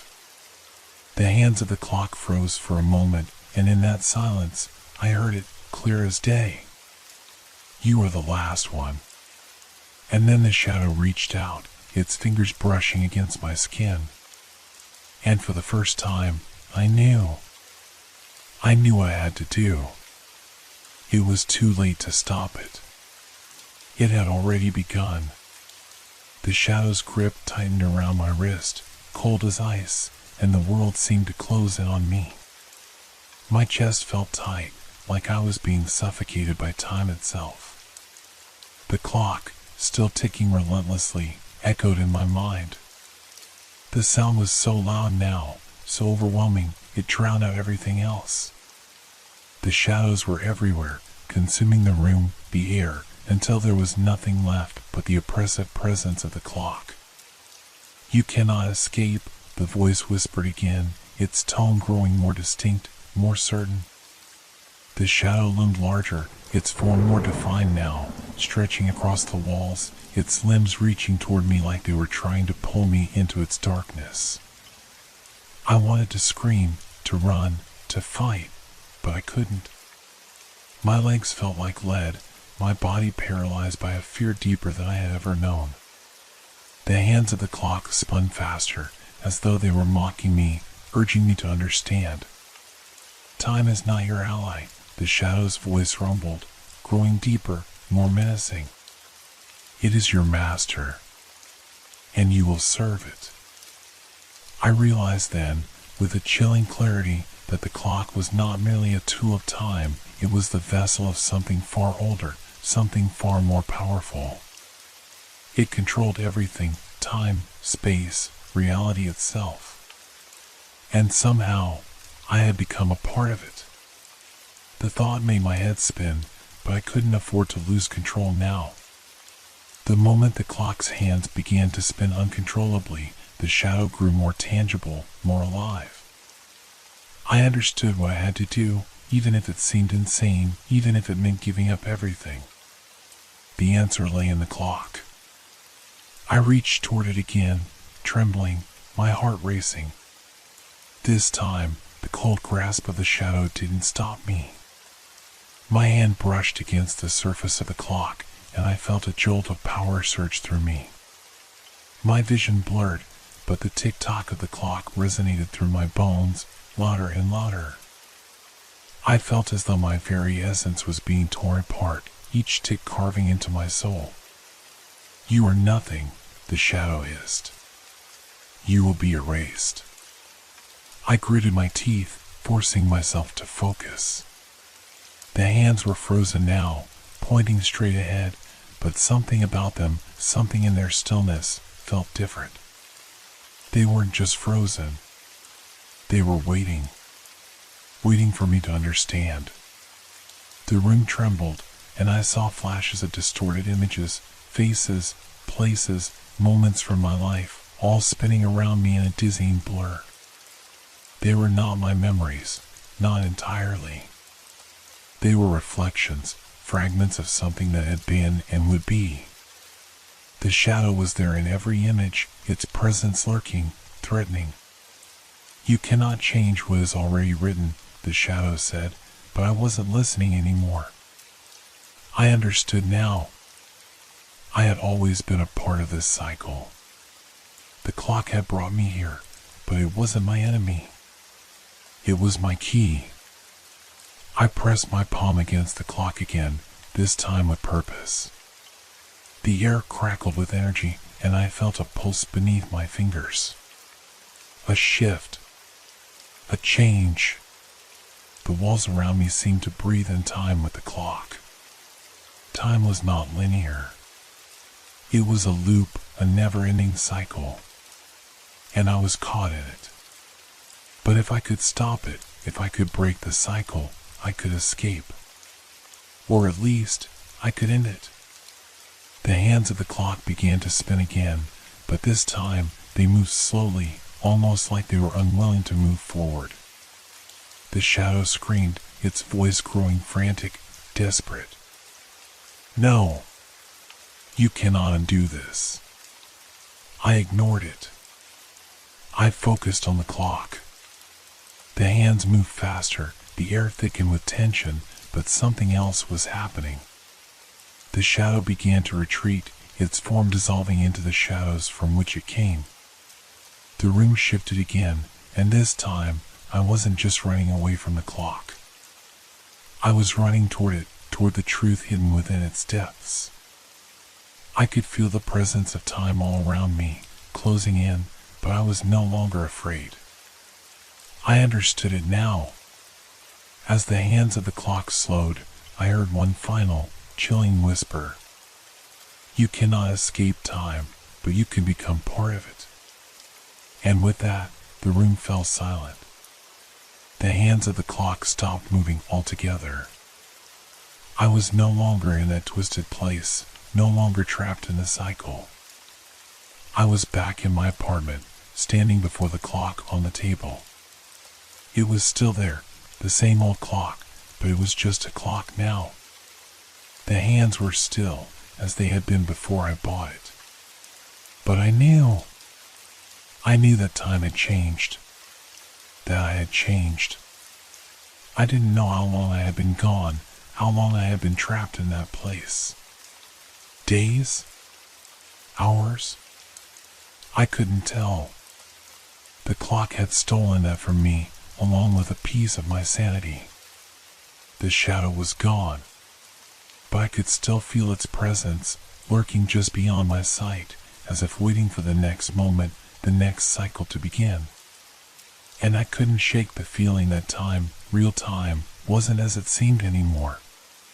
That I wasn't free. Because in the end, the clock without hands had shown me something I couldn't ignore. Time was never meant to be understood. It was only meant to be feared.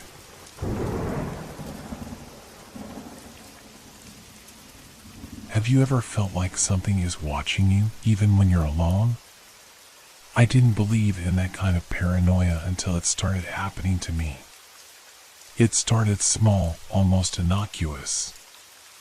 I woke up one morning to find a note on my kitchen counter, written in a red, almost black ink. At first, I thought it was just a prank, maybe someone had left it as a joke. But the note was unsettling. 5 years ago today, you lost someone you loved, it read. I stared at it, the words burning into my mind. 5 years? What could this note mean? Who could have written it? My heart began to pound in my chest, the unease growing with every passing second. I thought nothing more of it, assuming it was some bizarre coincidence. I lived alone, so I dismissed the thought that someone had come into my apartment while I was asleep. But as the day went on, strange things began to happen. I would catch glimpses of movement in my peripheral vision, shadows darting quickly across the corners of my eyes. When I turned to look, nothing was there. I shrugged it off, telling myself it was the stress of work catching up with me. But that night, when I sat down to dinner, I saw something that stopped me dead in my tracks. Another note. This one was in the hallway, hanging on the coat rack where I always left my keys. It had the same red ink, but the words were different. They felt more personal this time, as if the note was speaking directly to me. Your secrets are not as safe as you think. They've been watching. I froze. My blood ran cold, and the hair on the back of my neck stood up. What secrets? Who was watching me? Was someone really in my apartment? Or was I just imagining things? I rushed to my phone, checking for any signs of someone entering my home. But nothing. The locks were intact. I had no idea who could be behind this or why they were doing it. But as I stood there, my mind racing, I began to realize something. These notes were not random. They weren't just some kind of sick joke. They were clues. Bloody clues that were somehow tied to my past. I tried to think back to 5 years ago. What had happened? What had I lost? My mind was foggy, and the more I thought about it, the less clear everything became. A loss, someone I loved, but the memory was elusive, like it was just out of reach. The next morning, I went to work, trying to shake off the dread that had settled in my chest. But the unease didn't leave me. I kept expecting another note to appear, another message that would make everything clearer, or worse, more terrifying. And then, in the evening, when I returned home, there it was again, another note. This one was different, though. It wasn't placed casually on a surface, like the others. No, this one was pinned to my front door, a single blood-red thumbtack holding it in place. Do you remember the last time you were truly happy? The note asked. I stared at it, the words sinking into my soul. I had no answers. The questions they posed felt like knives, slowly carving away at my sanity. I had never been a paranoid person. I had never believed in ghosts or the supernatural. But now, I couldn't deny it. The notes were happening, and they were getting closer to something. Something I couldn't remember. As the days passed, the notes grew more specific, more personal. They began to reference events I had long forgotten, things I didn't even know I remembered. The handwriting became sharper, as though the writer was growing more desperate, more eager for me to understand the message. It wasn't just a stranger, I realized. The notes were meant for me, meant to lead me down a path of memories and terror. Someone knew things about me that even I didn't remember. And I was starting to wonder, what was the endgame? What would happen when I finally reached the truth? The tension built with each passing day, the unknown growing heavier, until I couldn't tell what was real and what was a figment of my imagination. My apartment, once a place of comfort, began to feel like a prison. Every creak of the floorboards, every faint sound of movement, felt like it was a sign. A signal. The blood-red ink seemed to be everywhere now. It wasn't just on paper anymore, it was on my clothes, on my bathroom mirror, in the food I ate. And I could swear I saw a figure in the reflection when I looked, always lurking just beyond the glass. I couldn't escape it. I didn't know how. The notes kept coming. They were more than just reminders of the past. They were messages, slowly unraveling the fabric of my reality. And as the last note I received said, "You will remember everything, whether you want to or not." And that was when I realized whatever was coming for me, whatever secrets I had buried, was something I could no longer avoid. The final chapter of this nightmare was about to begin. The next day, I woke up to the usual silence. But something felt different. The air was heavier, as if the apartment was holding its breath, waiting for something. I walked into the kitchen, my eyes scanning the counter. The first thing I noticed was that the note from the previous night was gone. I blinked and checked the front door. Nothing. Relief washed over me briefly, but it was fleeting. It didn't matter if there was a new note or not, the tension in the air was suffocating. I could still feel it. The strange presence that lingered just outside of my awareness. I couldn't ignore it anymore. There had to be a connection. I had to figure out what the notes were trying to tell me. I spent the day going through old photographs, trying to piece together any clues. The memories of the last 5 years were fragmented, slipping through my fingers no matter how hard I tried to hold onto them. The more I looked through the photos, the more certain I became that someone had been erased from my life. It wasn't just the lost memory of someone close to me. It was the feeling that I had forgotten something much worse. Something dark, something that I wasn't supposed to remember. Each photograph I examined seemed to trigger a sense of dread, like there was a shadow lurking in the background of every happy moment. I couldn't pinpoint it, but I could feel it. A coldness. A presence that hadn't been there before. Then, that evening, when I walked into my living room, I noticed it. A new note. It was taped to the back of the television. I hadn't seen it when I came in, which meant it must have appeared while I wasn't looking. Do you remember the sound of her voice? The note read. My blood ran cold. Her voice. It was as if the note had reached into the deepest part of my mind and brought up a memory I didn't want to remember. The image of a woman, familiar but distant, flashed before my eyes.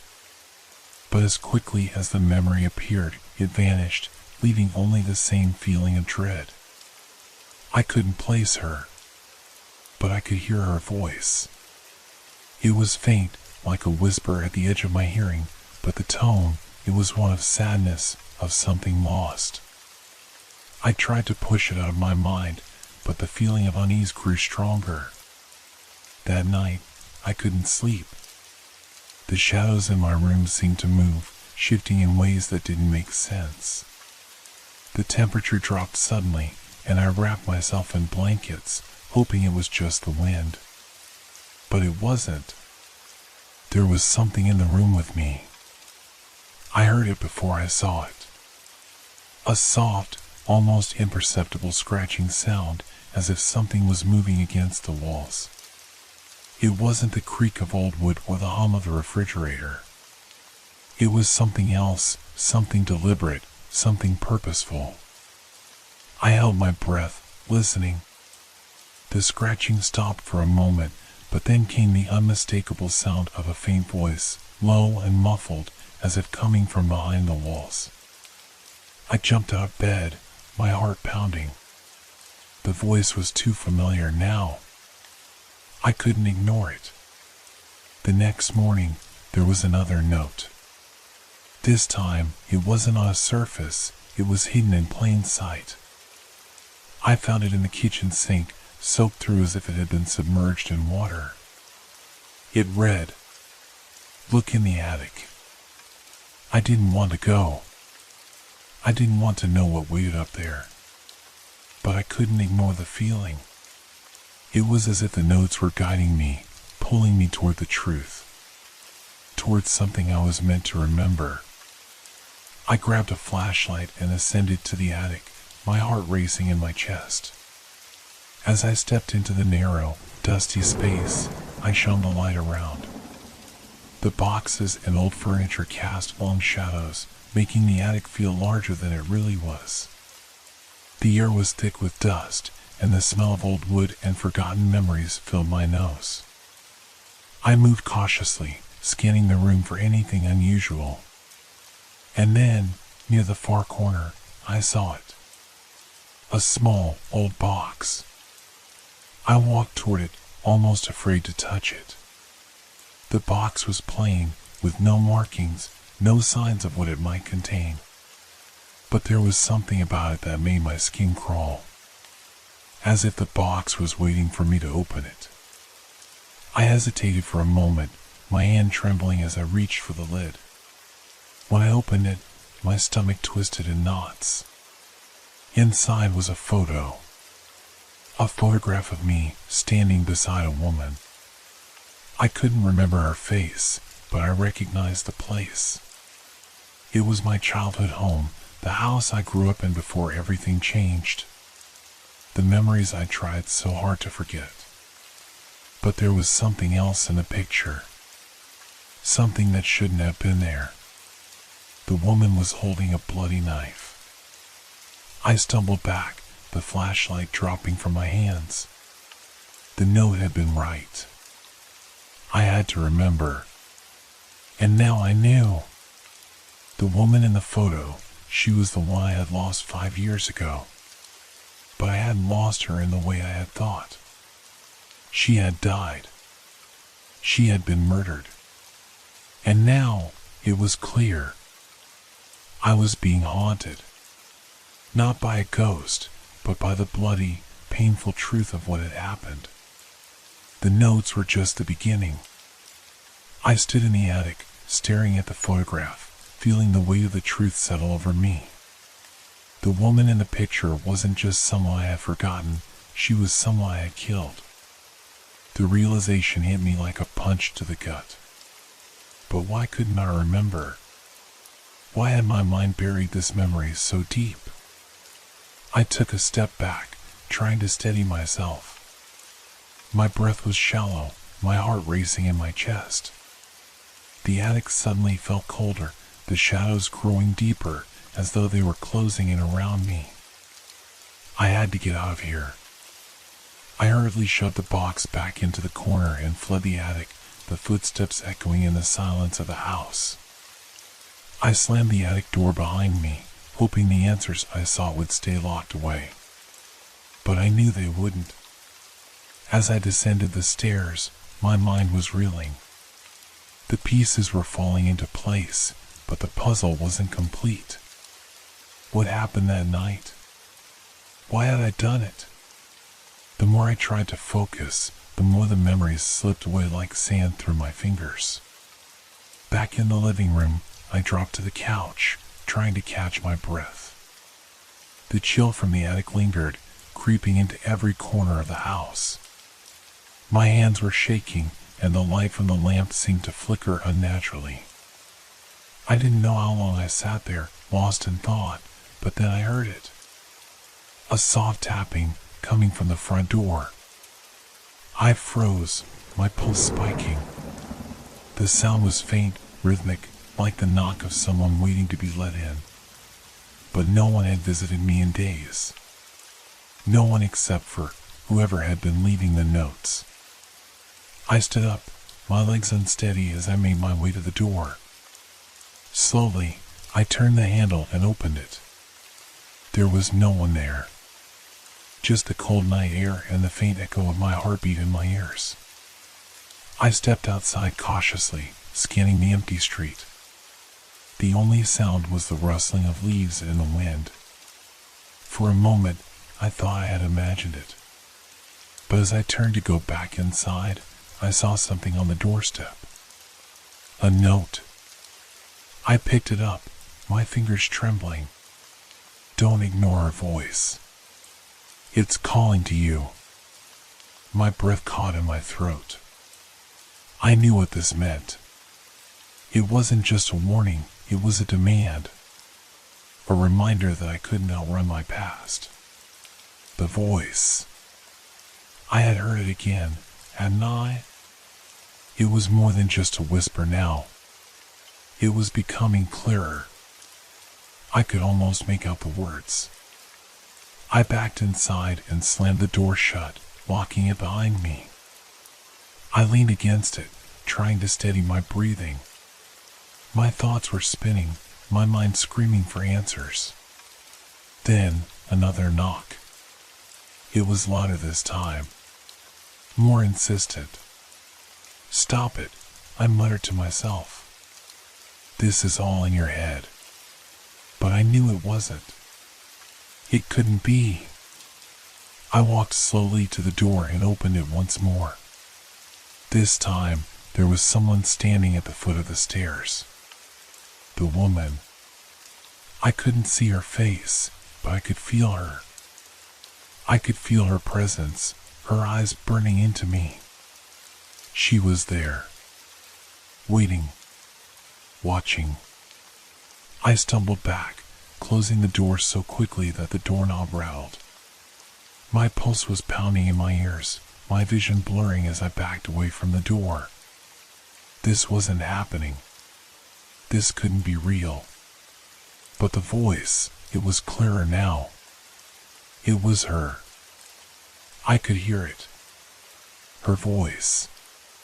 Soft, pleading. Help me, please. The words were like a knife in my chest. I turned away from the door, but I couldn't escape her. The weight of her gaze was pressing on me, and the house itself seemed to shift around me, closing in. I ran through the house, looking for any escape, any way out. But there was nothing. The walls felt like they were closing in, like the house was alive, breathing, shifting, trapping me. The lights flickered, and I heard her voice again, louder now. Closer. Don't you remember me? I sank to my knees, my hands pressed to my ears, trying to block out the sound. I was losing my mind. But then, through the panic, one thing became clear. The notes. The woman. The voice. It all led back to one thing, the night I had tried so hard to forget. I had killed her.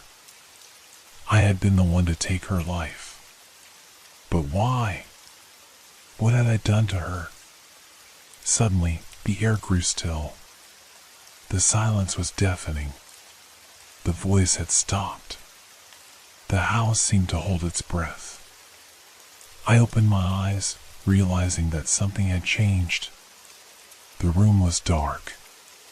The shadows were no longer just shadows. They were figures.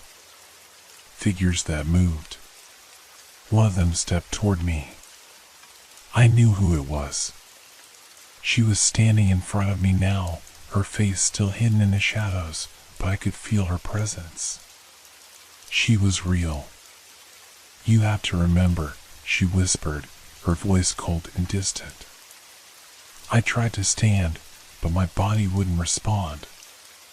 The truth was here. But I wasn't ready for it. Not yet. The shadows around me seemed to stretch and shift, their forms becoming more solid with each passing second. I was paralyzed, unable to move, trapped in this unbearable silence. The woman, no, the figure, stood in front of me, her presence suffocating. My heart thundered in my chest as I tried to take in what was happening. She hadn't spoken in a while, but I could still feel her eyes on me, piercing through the darkness. I forced myself to look up, my eyes straining to make out her face, but it was still hidden in the shadows. All I could see were the faint outlines of her silhouette, her form standing impossibly still. You need to remember, her voice came again, a chilling whisper that crawled under my skin. The truth is right in front of you. I clenched my fists, fighting the urge to scream. My mind was racing, piecing together fragments of memories that were locked away, memories of a life I thought I had forgotten. But it was too much. I couldn't grasp it, couldn't make sense of the images that flashed in my mind. But the woman, whoever she was, knew. She knew the truth. Why are you doing this? I croaked, my voice trembling with fear. What do you want from me? For a moment, there was silence. The air felt thick, oppressive, as if the entire house was holding its breath. I could feel my legs shaking, my body weak from the fear, but I couldn't look away from her. You already know, she said, her voice almost mocking. You're just too scared to admit it. The words struck me like a slap to the face. She was right. I did know. I knew everything, but I refused to face it. The guilt, the shame, the horror, I had buried it all deep inside me, pretending it didn't exist. But now, the truth was clawing its way to the surface, demanding to be acknowledged. The darkness in the room seemed to shift, and for a brief moment, I thought I saw her step forward, her figure becoming clearer in the dim light. My breath hitched as her face finally became visible, but it wasn't what I expected. She wasn't the stranger I had imagined. She wasn't just some ghost. She was me. The realization hit me like a wave crashing against the shore, drowning me in its intensity. The woman in front of me was me, my reflection twisted and distorted. My heart raced as I took a step back, my hands trembling as I reached out to touch my face, but it wasn't mine. It wasn't my reflection. "You," I whispered, my voice cracking with disbelief. "How are you?" "I am you," the figure said, her voice cold and distant. "I'm the part of you that you refuse to acknowledge. The part of you that you've tried to bury over and over again." My knees buckled, and I collapsed to the floor, gasping for air. The room spun around me as the truth hit me like a sledgehammer. The guilt, the fear, the horror, it was all mine. The murder, the lies, the secrets, it was all tied to me. But how had it happened? Why had I done it? The woman, my reflection, bent down in front of me, her cold eyes meeting mine.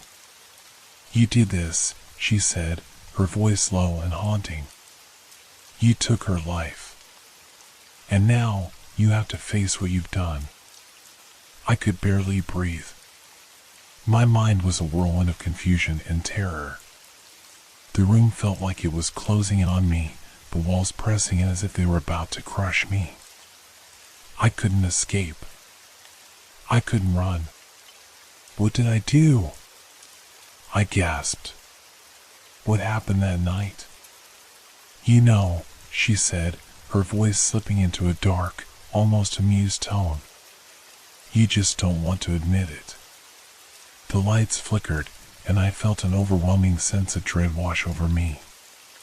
My eyes darted around the room, searching for something, anything, that could help me make sense of this nightmare.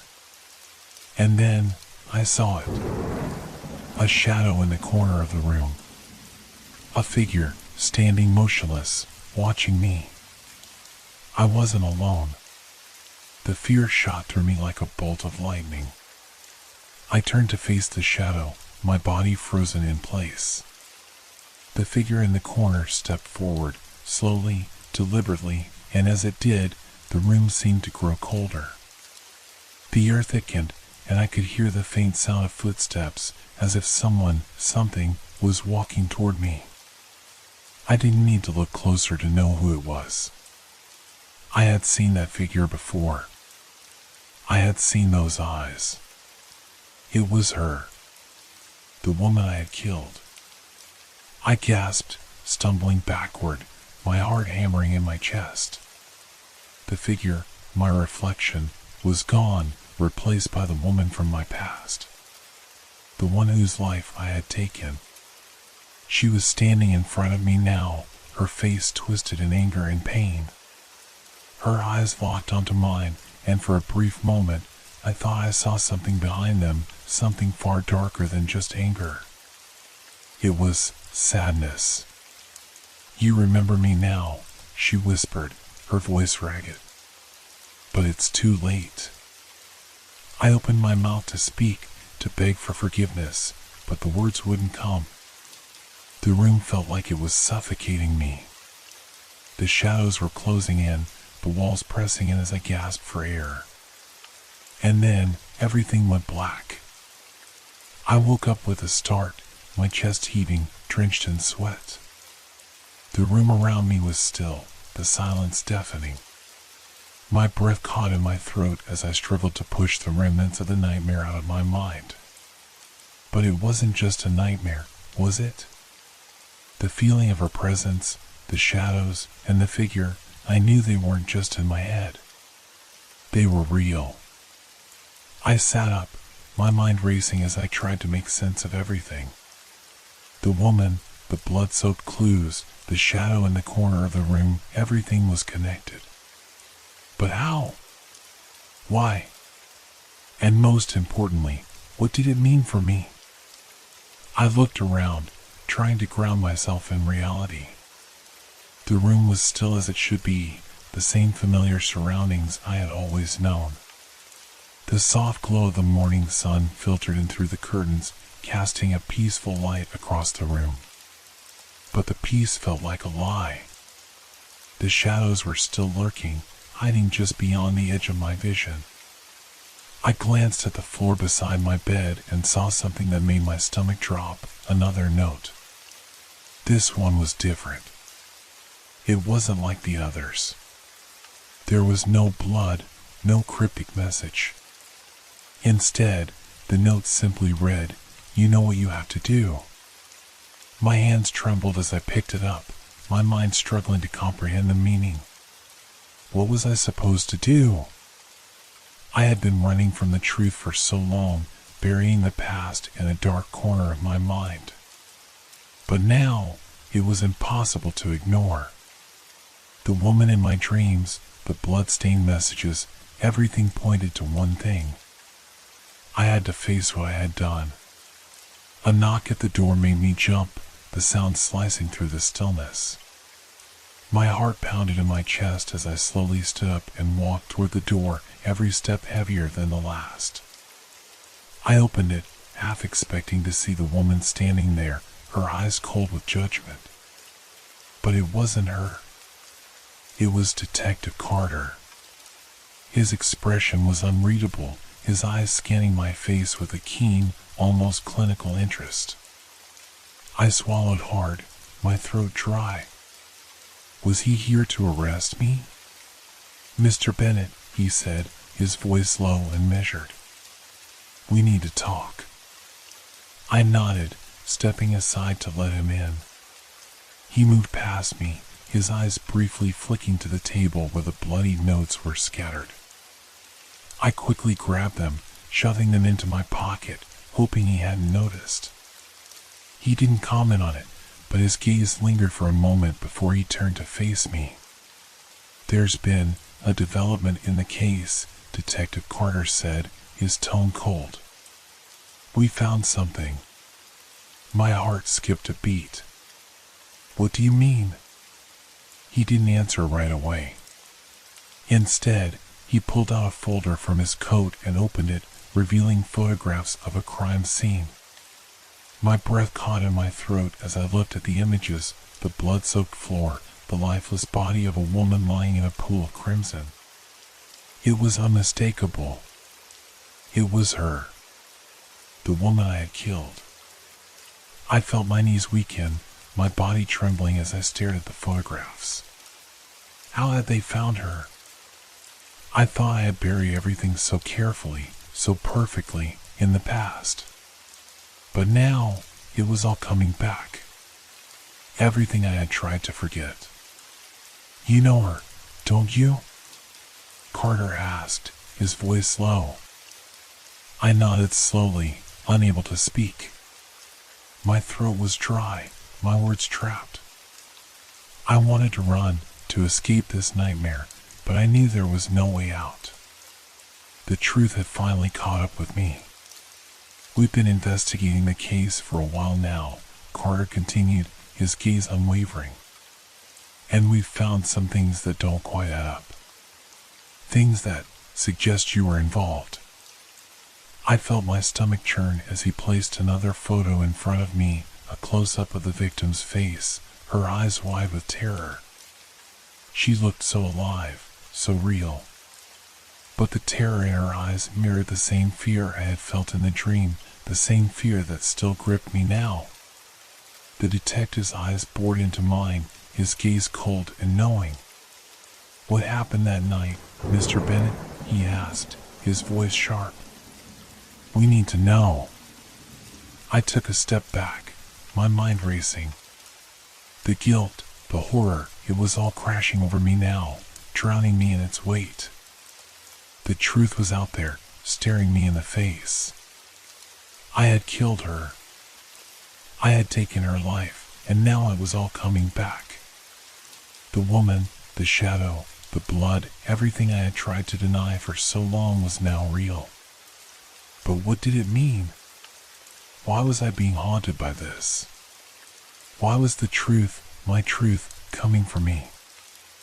I opened my mouth to speak, but before I could say a word, the lights in the room flickered. A cold wind swept through the room, making the hair on the back of my neck stand up. The air grew heavy, oppressive, as if something was closing in on me. I looked around, panic rising in my chest. And then I saw it, the figure standing in the corner of the room. Her eyes locked onto mine. The woman. I froze, my body stiff with fear as she stepped forward, her presence suffocating. Detective Carter hadn't noticed her. He was still focused on me, his eyes narrowing with suspicion. But I couldn't tear my eyes away from her. She was here, in the room with me, and there was nothing I could do to escape. Her lips moved, but the words didn't come out loud. They echoed inside my mind instead, a whisper that was louder than any sound I had ever heard. You can't run anymore. It's time to face what you've done. I felt the ground beneath me give way, and suddenly the world seemed to tilt. The room spun, the shadows stretching and warping until I could no longer tell what was real. The woman's figure loomed over me, her eyes never leaving mine. I could hear her voice, her presence, as she whispered one last thing. It's too late. And then everything went black.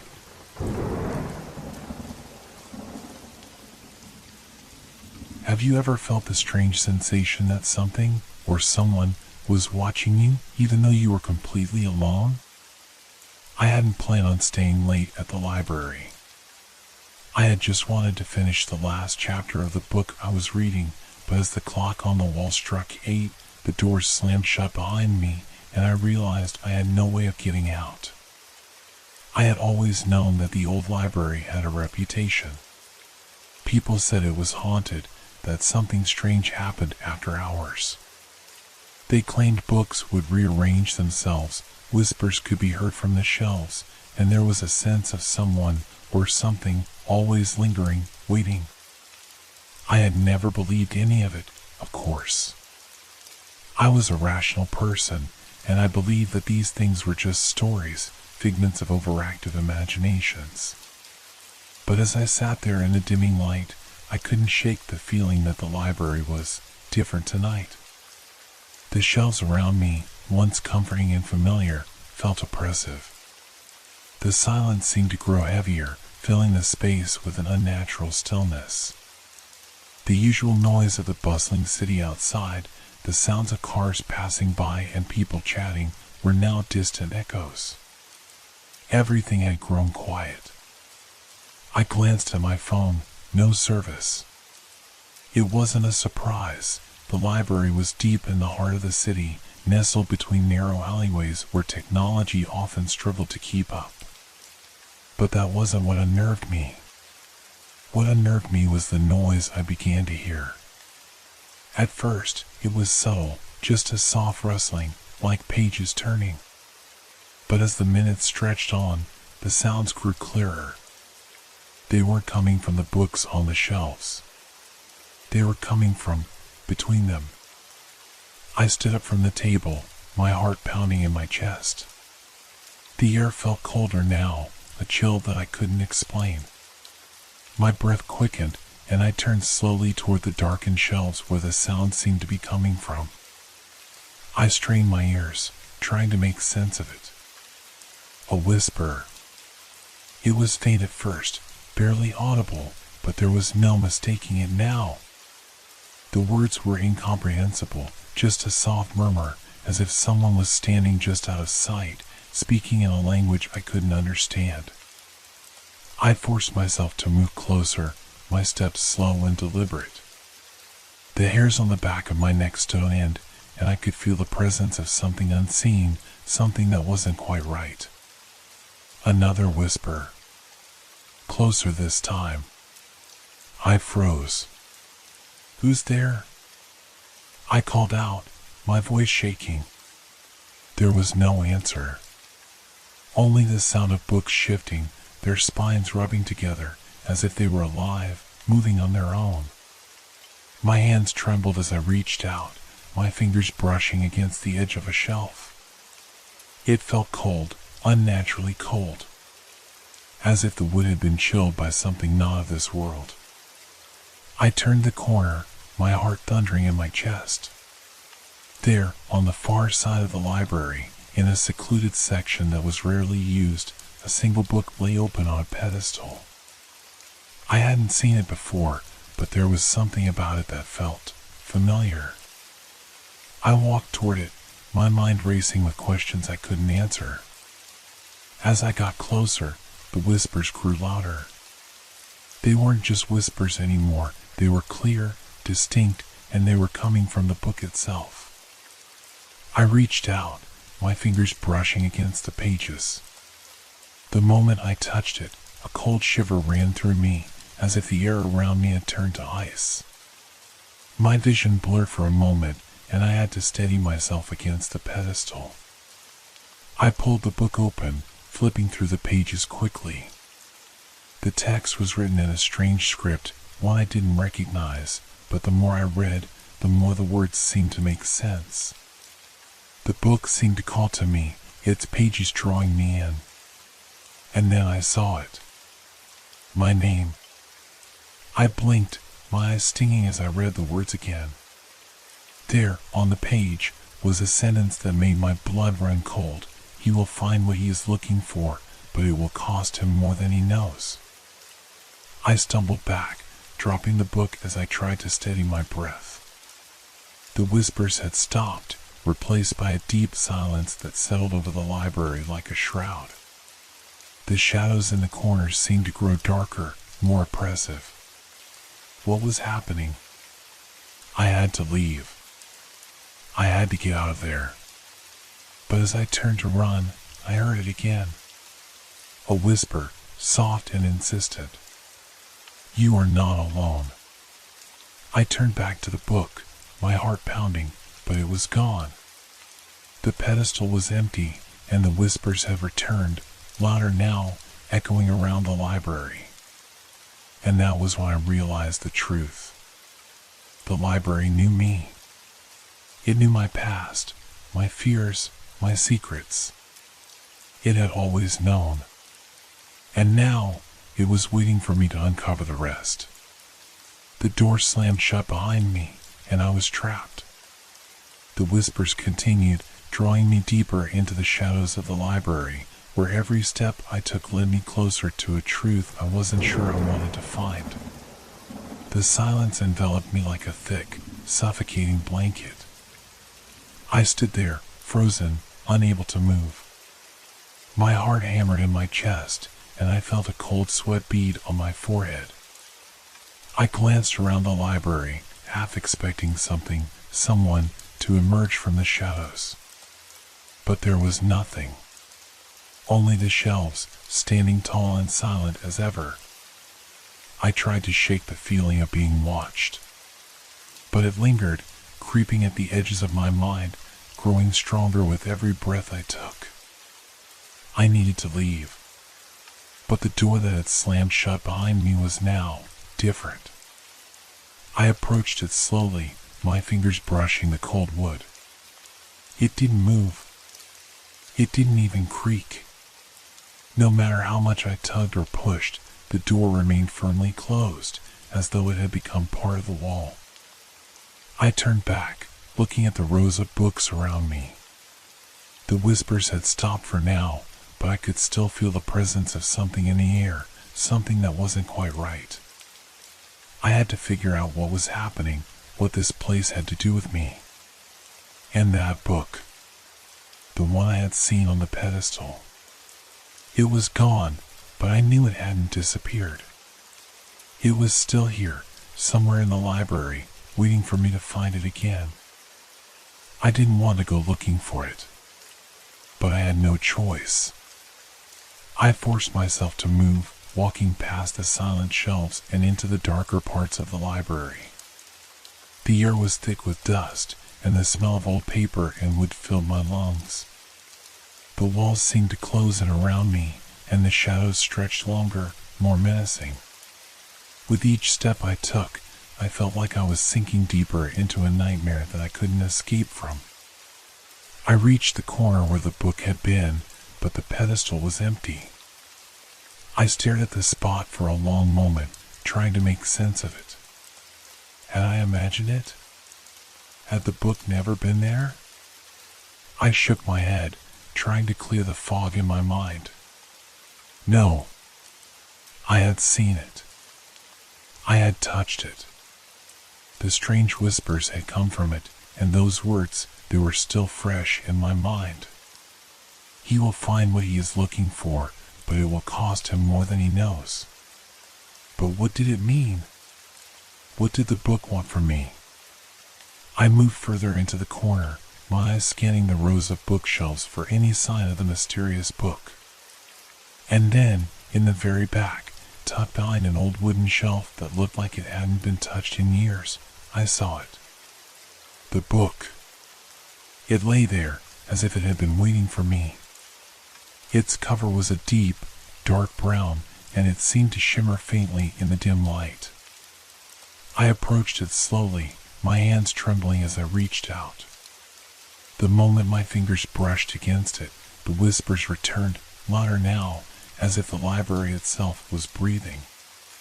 You found it. Now, it's time. I couldn't explain why I felt compelled to open the book, but I did. The moment I cracked it open, a rush of cold air washed over me, making the hairs on the back of my neck stand up.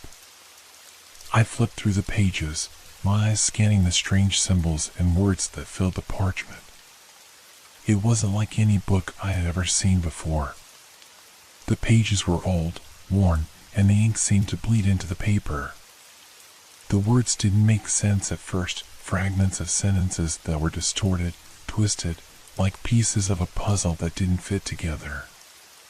But as I kept reading, a pattern began to emerge.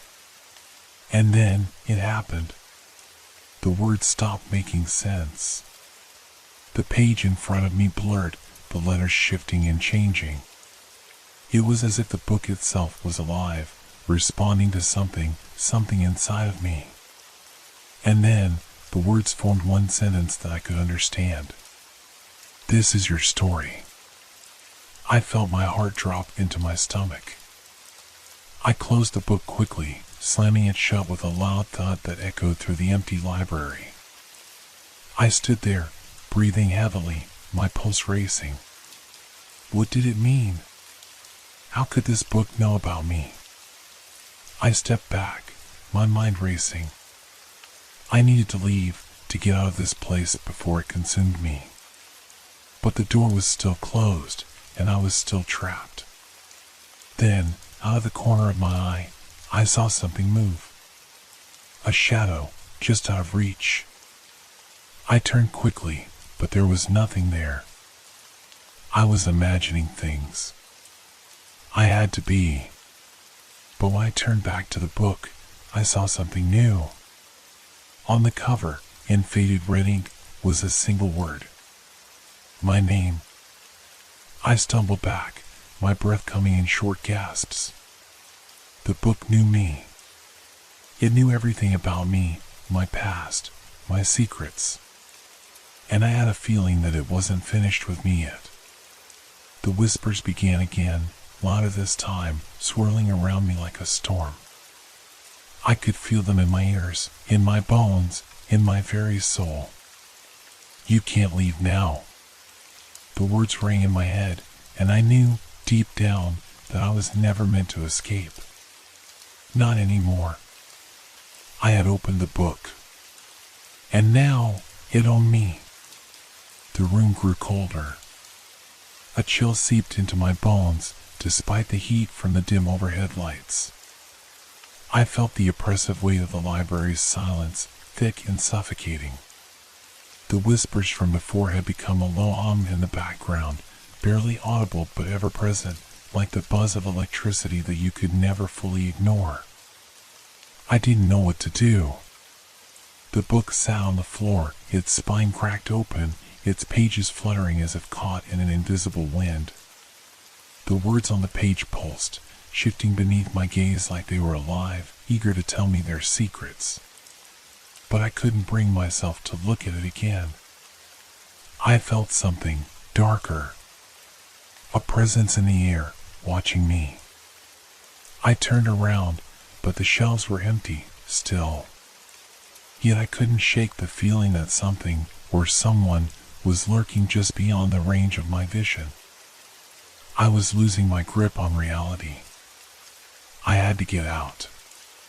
The door had to be open now. There was no other way.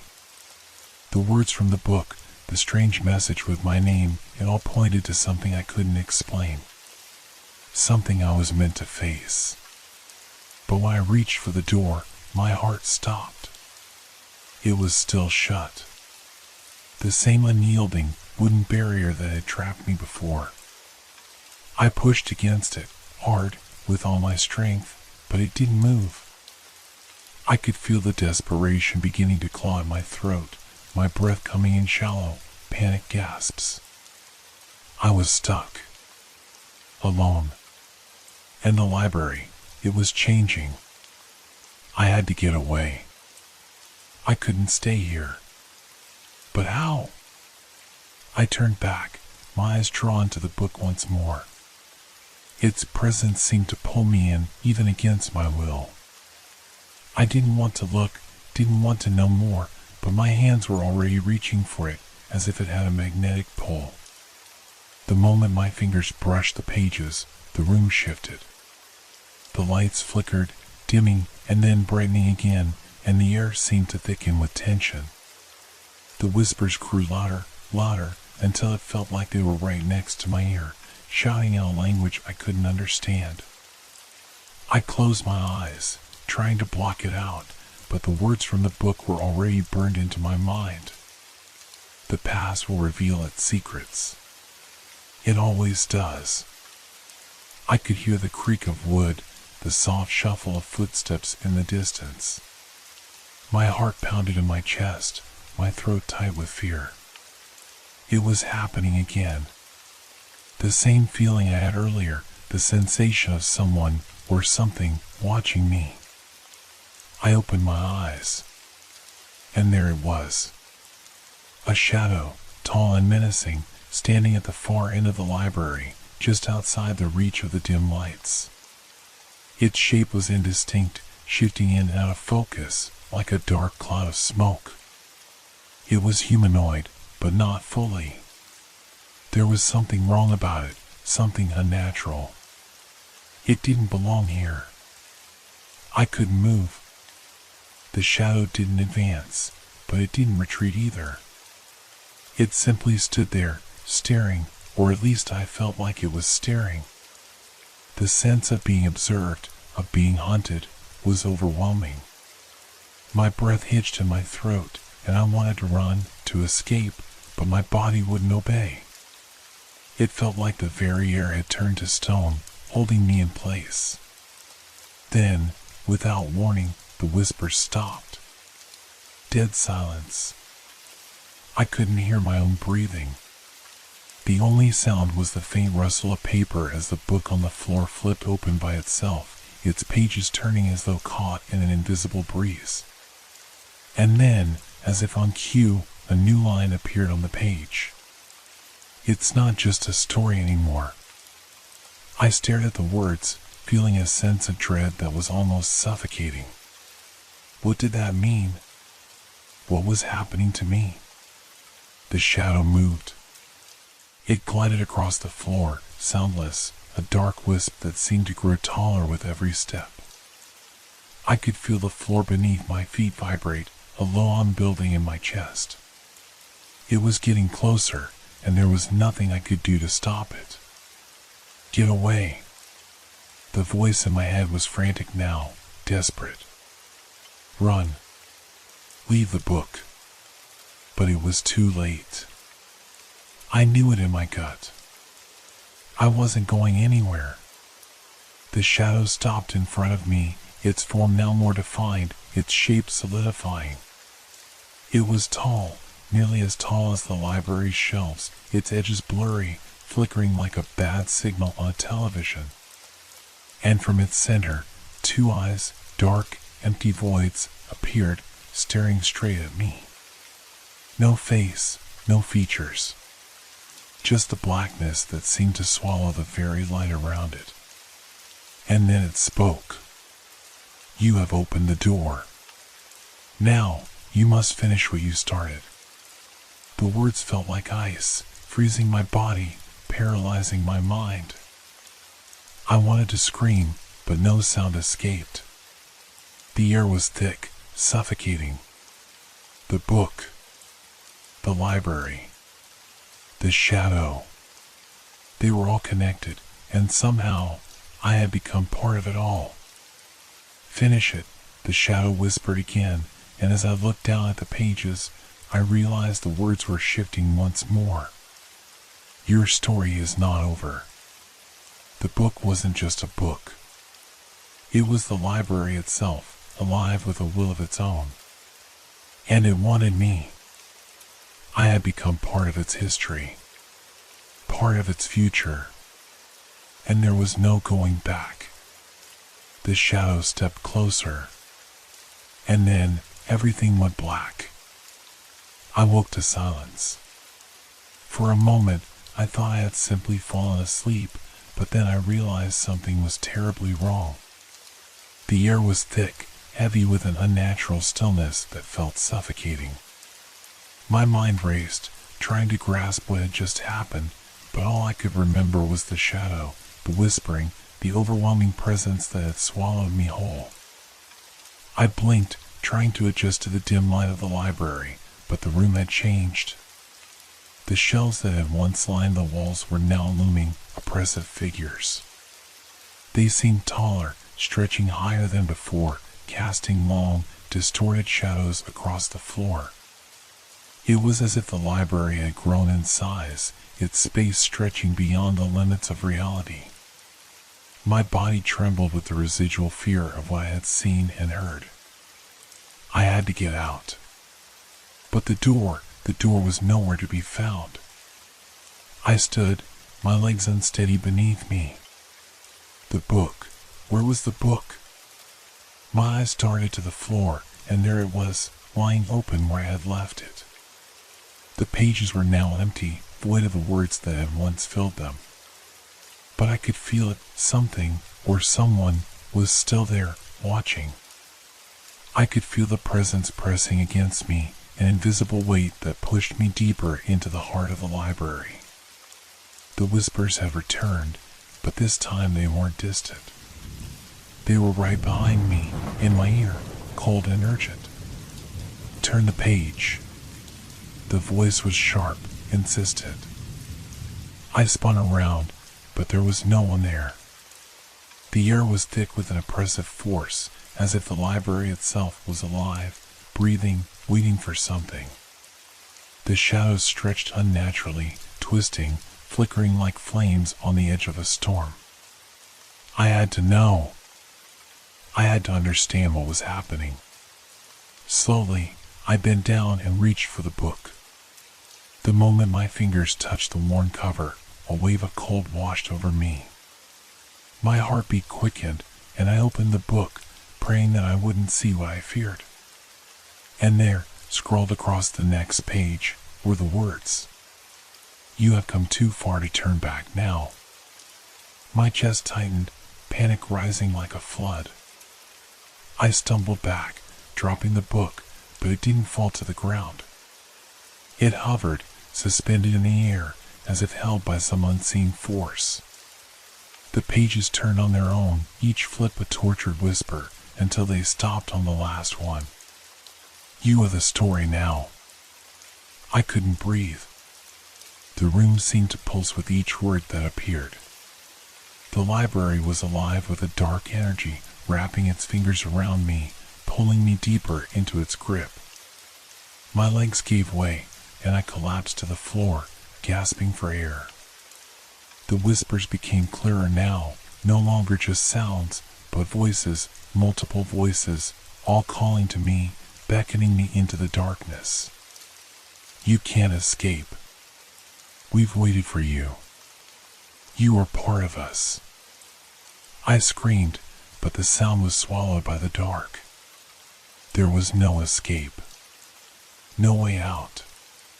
The library had claimed me, and I was trapped within its pages, lost to a story I could no longer control.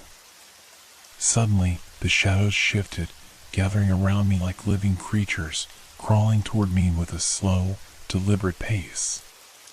They twisted and writhed, growing, merging into something more, something larger, something that filled the space, suffocating the light. And then, from the center of the darkness, a figure emerged. It was the same figure I had seen earlier, the shadow, but now it was fully formed. Its eyes, black and hollow, bored into mine as if it could see into the very depths of my soul. You've opened the door, it whispered. Now you must face what comes next. I couldn't move. I couldn't speak. I was paralyzed by fear, my mind reeling as the shadows closed in around me. The figure reached out, its cold, empty hand grazing my cheek, sending a shiver through my entire body. This is your fate, it said softly, its voice echoing in the cavernous silence of the library. You will never leave. The story has begun, and now you are part of it. And just like that, the figure vanished, leaving behind nothing but the overwhelming weight of its presence. I was alone again, but I could still feel it, feel the library, its walls closing in, its whispers crawling beneath my skin. The darkness pressed in on all sides, and I realized, with a sinking feeling, that I was no longer just an observer of this place. I was now a part of its story. A story that would never end. I woke up with a start, my heart pounding in my chest. The library around me seemed unchanged, but everything felt wrong.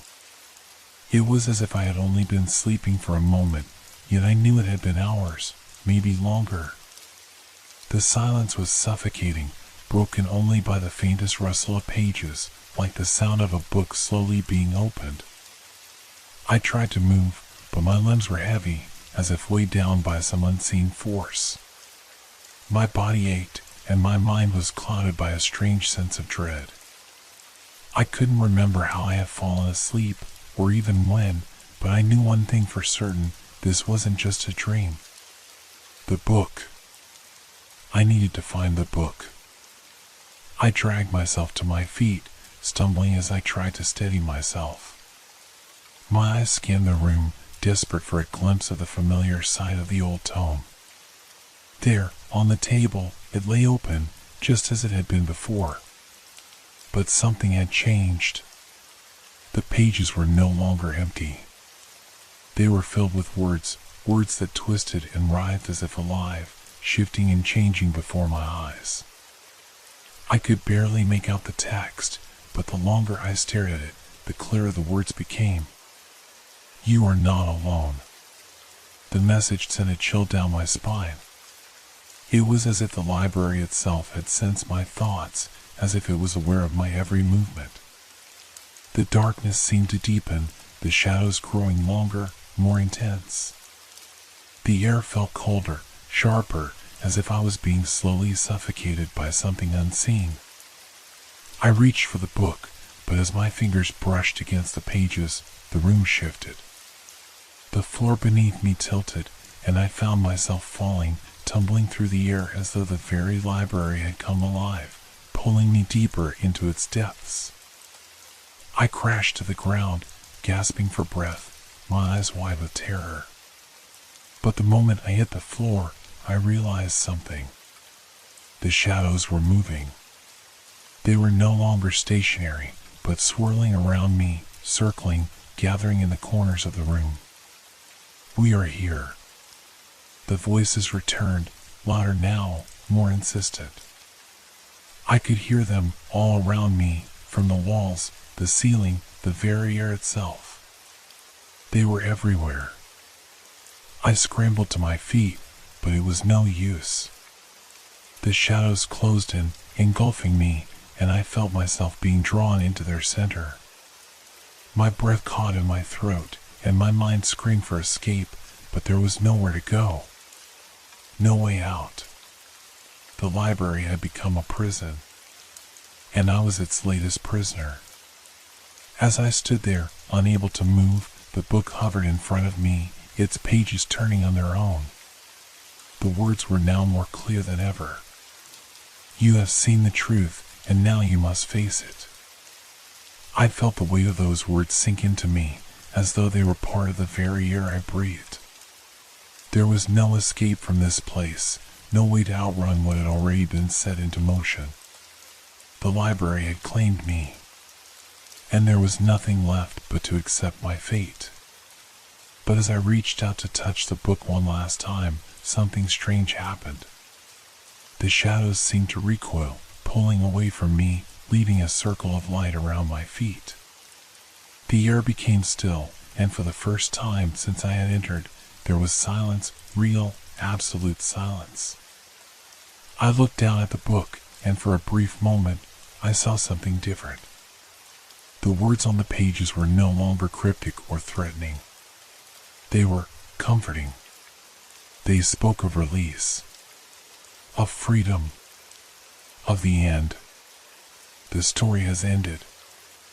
I didn't know whether to be relieved or terrified, but as the words faded from the page, I felt something shift within me. A sense of finality. I took a deep breath, feeling the cool air fill my lungs, and as I exhaled, I felt lighter, as if the weight of the library had been lifted from my shoulders. The room was empty now. No shadows. No whispers. The oppressive atmosphere had disappeared, leaving behind only the quiet, empty space of the library. And then I understood. The library wasn't just a place of stories. It was a place where stories were born.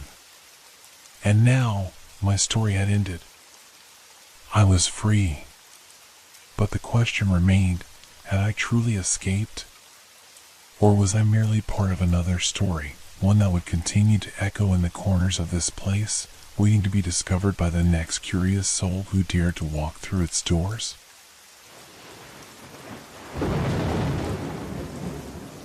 It was past midnight when I first noticed something was wrong. The apartment, which had always been an oasis of calm, suddenly felt different. I had been sitting on the couch, watching TV, when I got up to grab a drink from the kitchen. That's when I noticed it, the slight shift in the furniture. At first, I thought I was imagining things. Maybe I had moved the chair slightly earlier in the day and forgotten about it. But as I stepped closer, I realized it wasn't just the chair. The coffee table had also moved a few inches from its usual spot, and the lamp next to the window was facing a completely different direction. I froze. I didn't remember touching any of these things. I glanced around the room, my mind racing. The apartment was supposed to be locked up tight. I had checked the windows and the door just before going to bed. There was no way anyone could have gotten in. But what if I hadn't locked the door properly? What if someone had come in while I was asleep, moved the furniture, and then left again without me noticing? I couldn't shake the feeling that something was off. I quickly turned on the lights, but nothing seemed to jump out at me. Just the usual quiet of the apartment, the low hum of the fridge, the ticking of the clock on the wall. Still, my heart pounded in my chest. There was an unease in the air, like an invisible presence had settled in. I couldn't shake the nagging feeling that I wasn't alone. I tried to calm myself. It was probably just a random shift in the furniture. I had to be overreacting. I walked over to the desk where I had set up a small camera to keep an eye on the living room while I was at work. It was a bit of an overkill, but I had become paranoid after a few break-ins in the building a few months ago. I pulled up the footage from earlier in the night. The screen flickered to life, showing the empty living room dimly lit by the streetlights outside. Everything looked normal at first. The camera had recorded nothing out of the ordinary until just after midnight. That's why I saw it. A figure. A shadow. It was hard to make out, but it moved slowly across the room, just out of the reach of the camera's lens. The figure didn't seem to have a clear shape, just a dark, shifting blur that glided over the floor, passing through the living room like it belonged there. I froze, my breath catching in my throat. I replayed the footage, my hands shaking. This time, the figure was clearer. It wasn't human. It didn't look like any person I had ever seen. It was tall, almost unnaturally so, and it seemed to stretch and contort as it moved, like it wasn't bound by the rules of space or reality. My mind raced. Was this some kind of glitch? A trick of the light? But no, it moved too fluidly, too deliberately. The figure paused by the bookshelf for a moment, and then, in the video, it seemed to look directly at the camera, its shape distorting as it did. The hairs on the back of my neck stood up. I could feel its presence, as if it knew I was watching, as if it was aware of me even through the screen. I clicked off the video. My head spun. Was I losing my mind? Had I really seen what I thought I saw? I glanced around the apartment, half expecting to see the figure standing in the doorway or by the window, watching me. But nothing. The room was empty. Silent. Normal. I shakily stood up, pacing back and forth, trying to make sense of everything. Maybe I was just tired. Maybe it was the stress of the last few weeks catching up with me. But deep down, I knew something had been in that room. Something that shouldn't have been. The furniture had moved on its own, the figure had watched me, and the silence had felt oppressive. As the minutes passed, I kept glancing over my shoulder, half expecting to hear a noise or see something out of the corner of my eye. But the apartment remained still. The walls felt too close, the air too thick. I checked the locks again. Everything was secure. I even checked the windows, convinced that I might have missed something earlier. Nothing. But the question lingered in my mind, gnawing at me like a constant, insistent whisper, who or what had been in my apartment tonight? And why had it left without a trace? The night dragged on in an eerie stillness. I tried to sleep, but every creak of the floorboards, every gust of wind against the windows, felt like it was connected to the strange presence in the apartment. I couldn't shake the feeling that something, or someone, was watching me. By the time the sun began to rise, I had almost convinced myself it had all been a figment of my imagination. I had to remind myself that nothing was physically wrong. The furniture was in its place, the locks were secure, and the camera footage didn't show anything new. It was just my mind playing tricks on me. But then I found the note. I had gone into the kitchen to make coffee, trying to shake the uneasy feeling that clung to me when I noticed something on the counter. A small piece of paper, crumpled and stained with what looked like ink. At first, I thought it might be a stray note I had left there days ago, but when I unfolded it, I felt the blood drain from my face. The note was brief, but chilling. I see you. There was no signature, no explanation, just those 3 words. Written in a jagged, frantic hand, like they had been written in a hurry. I looked around the kitchen, my heart pounding. The note hadn't been there when I made dinner the night before. And yet, here it was, as though someone had placed it there in the last few hours. Panic rose in my chest. I went over to the living room, my eyes scanning the room for any signs of disturbance. Everything appeared untouched. The camera had recorded nothing new. There were no footprints on the floor, no displaced objects. But the note, it didn't make sense. How could it have appeared out of nowhere? I glanced over at the bookshelf. The memory of the shadow from the night before resurfaced, and my skin crawled. My mind raced with thoughts. Was someone inside my apartment? Was there some hidden entrance I had missed? Or was there something more sinister at play? I grabbed my phone and dialed my best friend, Mark. I needed someone to talk to, someone to help me figure out what was going on. When he picked up, I rushed through the details of the strange events, my voice shaky. "Wait, what?" he asked, his tone skeptical. "You're saying you saw some shadow thing in your apartment, and now there's a note that says I see you on your counter?" "Yes." "It doesn't make sense, Mark," I said, rubbing my temples. "I feel like I'm losing my mind. I checked every door, every window. No one has come in. But that note. I don't know what's happening." Mark was quiet for a moment. "You're sure it wasn't just a prank? Maybe someone's messing with you." I shook my head, even though he couldn't see it. "It doesn't feel like a prank. It feels real. And it's like, I don't know, like something knows me, knows where I live, knows what I'm doing." There was a pause on the other end of the line. Then Mark spoke again, his voice slower. "Okay, listen. I don't know what this is, but if it's freaking you out this much, you need to be careful. Start setting up more cameras. Keep a log of everything that happens. And maybe consider getting some help. Someone who knows about this kind of thing." The suggestion sent a chill down my spine.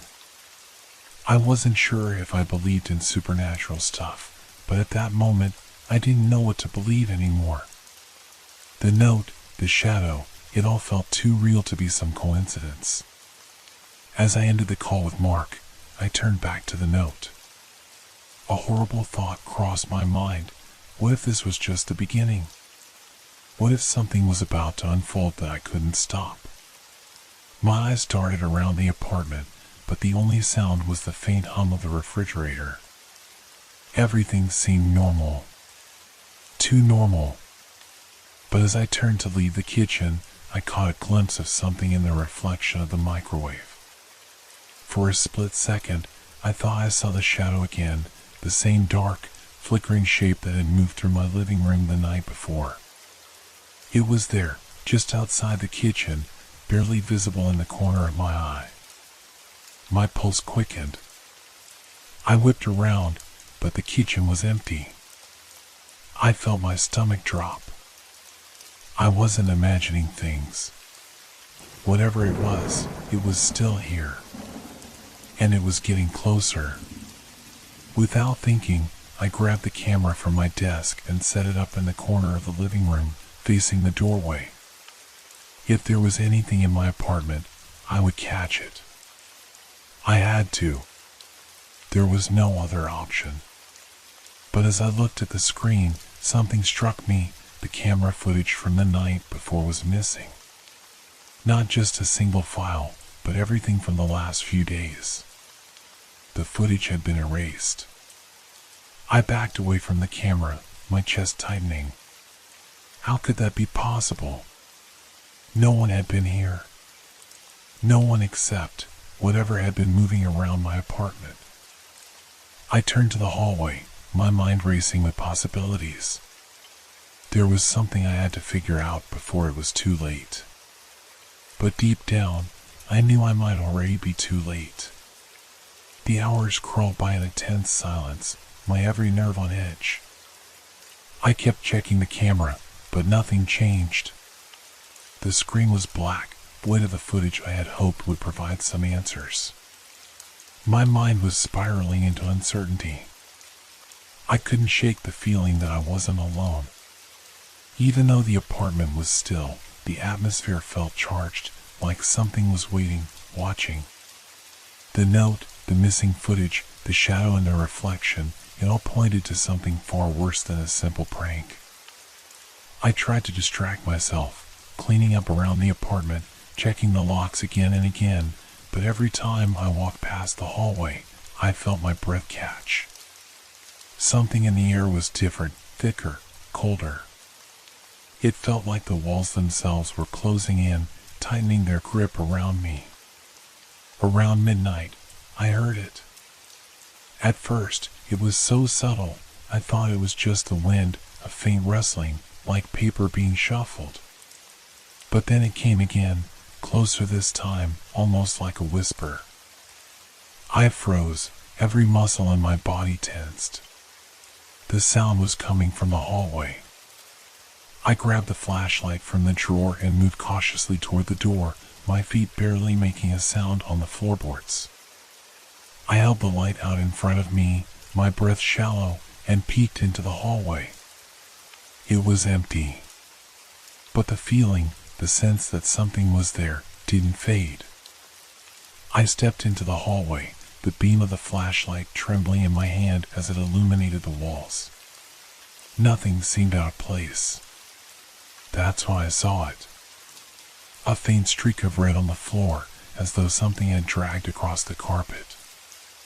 I knelt down, my heart pounding in my ears. The streak was small, but unmistakable. It was blood. Fresh. It glistened in the dim light of my flashlight. I looked down the hallway, to the room where I had last seen the note. And then, in the stillness of the air, I heard it again, the soft rustling, now unmistakable as footsteps. Someone was in my apartment. I turned and ran back to the living room, grabbing my phone off the counter. I dialed Mark's number quickly, my hand shaking, the blood thumping in my temples. The phone rang and rang, but he didn't pick up.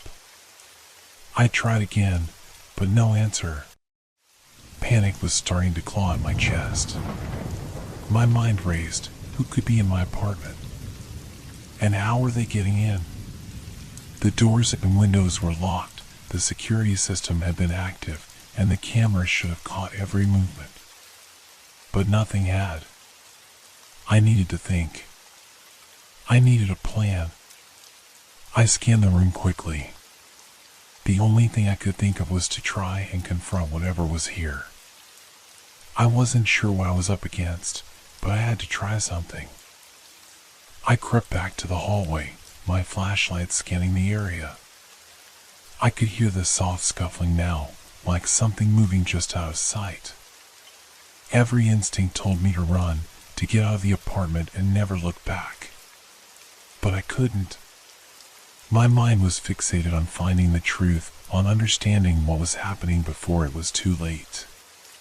The footsteps stopped. I froze, the silence so deafening it seemed to press against my eardrums. My breath caught in my throat. For a moment, I thought I had imagined the whole thing. Maybe it was all in my head. But then I heard a low voice. It was barely a whisper, just a trace of sound, but it was clear. Come find me. I whipped around, the beam of the flashlight darting across the living room. There, in the far corner by the bookshelf, I saw it. A figure, barely visible in the dim light, standing motionless. It was as though it had been waiting for me. My pulse hammered in my chest. The figure was tall, unnaturally still, its form almost blending into the shadows. The longer I stared, the more the shape seemed to distort, as though the darkness around it was alive, wrapping itself around the figure. I wanted to scream, to run, but my legs wouldn't move. The figure was slowly advancing toward me, its movements jerky, unnatural, like it was struggling to keep its shape. A voice, soft and raspy, seemed to echo through the room. "Why are you afraid?" it asked. I couldn't answer. I was paralyzed with fear, my mind racing for some way out of this nightmare. The figure drew closer, and that's when I noticed the other details, the flicker of its face, like it couldn't quite maintain the form of a human. Its eyes, wide and empty, were fixed on me.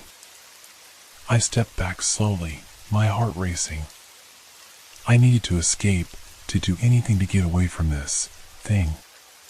But the door was too far. And the figure was coming closer, its footsteps too loud now, its breathing heavy and uneven. Then it stopped. The whisper again, this time in a voice that was all too familiar. "Look at me." I wanted to look away, to close my eyes and pretend I wasn't seeing this, but something compelled me to look. And when I did, I saw it. The face was mine.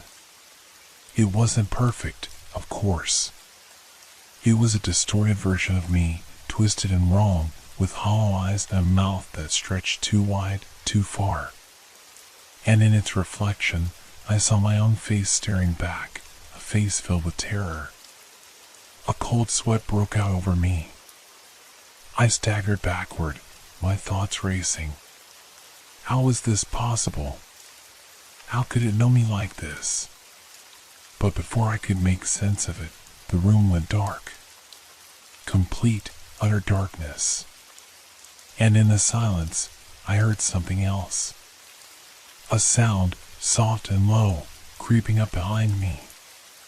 A voice, this time right in my ear, whispering those same words. "I'm already inside." Then, everything went black. I woke with a jolt, gasping for air as if I had been holding my breath for an eternity. My eyes snapped open to the same living room, the same apartment, but everything felt wrong. It wasn't just the lingering sense of dread in the air, but the feeling that something had changed, something that hadn't been there before. I was on the floor, tangled in the remnants of the couch cushions. My phone was still in my hand, the screen cracked, and the battery was dead. I sat up quickly, brushing myself off, my heart pounding in my chest. The darkness that had swallowed me was now gone, replaced by the faint glow of the city lights outside my window. It was still nighttime, but the apartment felt different. I stood up, unsteady on my feet, and took a slow step toward the hallway. The room seemed unnaturally still, but there was a sense of urgency in the air, as if something was waiting for me to move. I felt the weight of the camera system I had installed earlier, still hooked up and ready. I glanced over at the monitor, my eyes widening as I saw the footage from earlier, the footage that had gone missing. The time code showed that the footage had picked up around the same time I had felt the presence in the room. But as I watched, my stomach twisted. The footage was strange. The figure I had seen earlier, the one that looked like me, appeared again, moving silently across the room. It wasn't moving like a person. It moved like a shadow, as if it was part of the darkness itself. The camera's grainy quality made it difficult to distinguish any details, but I could see its face clearly, watching me from the screen. My breath caught in my throat. I needed to find out what was going on. But the apartment felt like it was closing in on me again. I could feel the air shift, the temperature drop. The walls seemed to hum with a faint energy that I couldn't explain. And then, I heard it. The soft tick-tick-tick of a clock. It was coming from behind me. I turned slowly, my heartbeat deafening in my ears. There, sitting in the corner of the room, was a small wooden clock that I didn't recognize. It was the kind of clock you'd expect to find in an old, dusty attic, a weathered timepiece with intricate carvings along its edges. But what caught my attention wasn't the clock's appearance. It was the way it was ticking. It ticked slower than normal, almost painfully slow, as if each second was stretching into infinity. The sound filled the room, louder with every passing moment. I couldn't tear my eyes away from it. The ticking became more insistent, faster, as if it were counting down to something. I walked toward it, each step deliberate and heavy.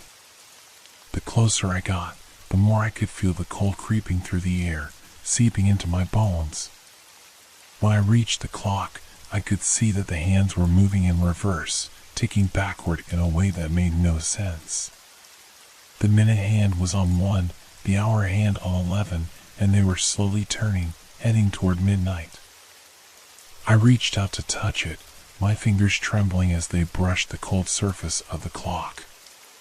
The moment I made contact, the room seemed to pulse, like a heartbeat. The air thickened, and I felt a strange sensation of vertigo, as though the world itself was bending around me. The clock began to hum, a low vibration that I could feel in my chest. Suddenly, the sound of shuffling footsteps broke through the hum. I whipped around, my heart racing again. But the hallway was empty, the light from the living room casting long shadows on the walls. The footsteps stopped, but I could still feel the presence, lingering just beyond my sight. I had to move. I didn't know what the clock meant, but I knew it wasn't good. It was some kind of trigger, an omen. But of what? As I turned to leave the room, I noticed something strange in the reflection of the window. There was a figure standing outside, its face pressed up against the glass. I froze, staring at it. The figure was cloaked in shadow, its features hidden, but there was no mistaking the shape. It was standing there, watching me. I didn't know how it had gotten there. The windows had been locked. The blinds had been drawn.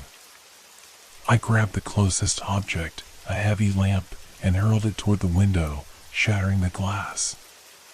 The figure outside didn't flinch. It just stood there, its eyes locked on mine, unblinking. A cold chill washed over me. It wasn't outside at all. It was inside. The realization hit me like a punch to the gut. This wasn't just some strange prank or malfunctioning security system. The apartment, the place I had always felt safe, had become a trap. And I was its prey.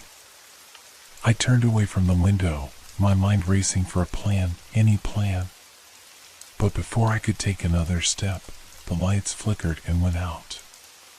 The clock's ticking had grown deafening, filling the silence with an unbearable tension. Then came the voice. It was low, almost a growl. You can't escape. We're already here. And the room grew colder. I had no choice now. I needed to confront whatever was behind this, but the odds felt impossible. As the shadows deepened and the clock's reverse ticking continued, I felt myself being drawn back toward the hallway, toward the unknown. But I wasn't ready for what was waiting.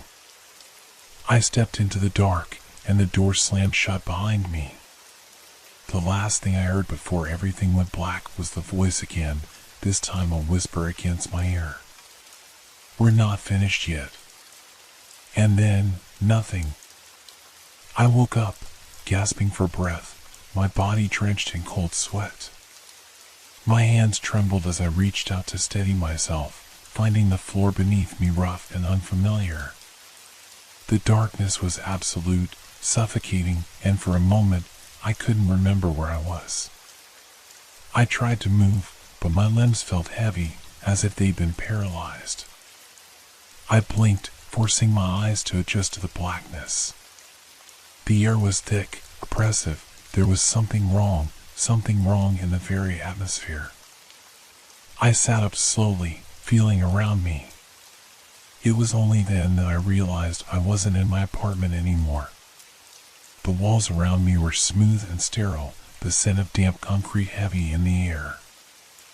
I was in a basement, dark, cold, and silent except for the faint hum of something mechanical, a low vibration I couldn't place. My heart pounded in my chest, and the fear that had been gnawing at me for days surged once again. I wasn't alone. I wasn't sure how I knew, but I could feel it, a presence, just out of sight, lurking in the shadows.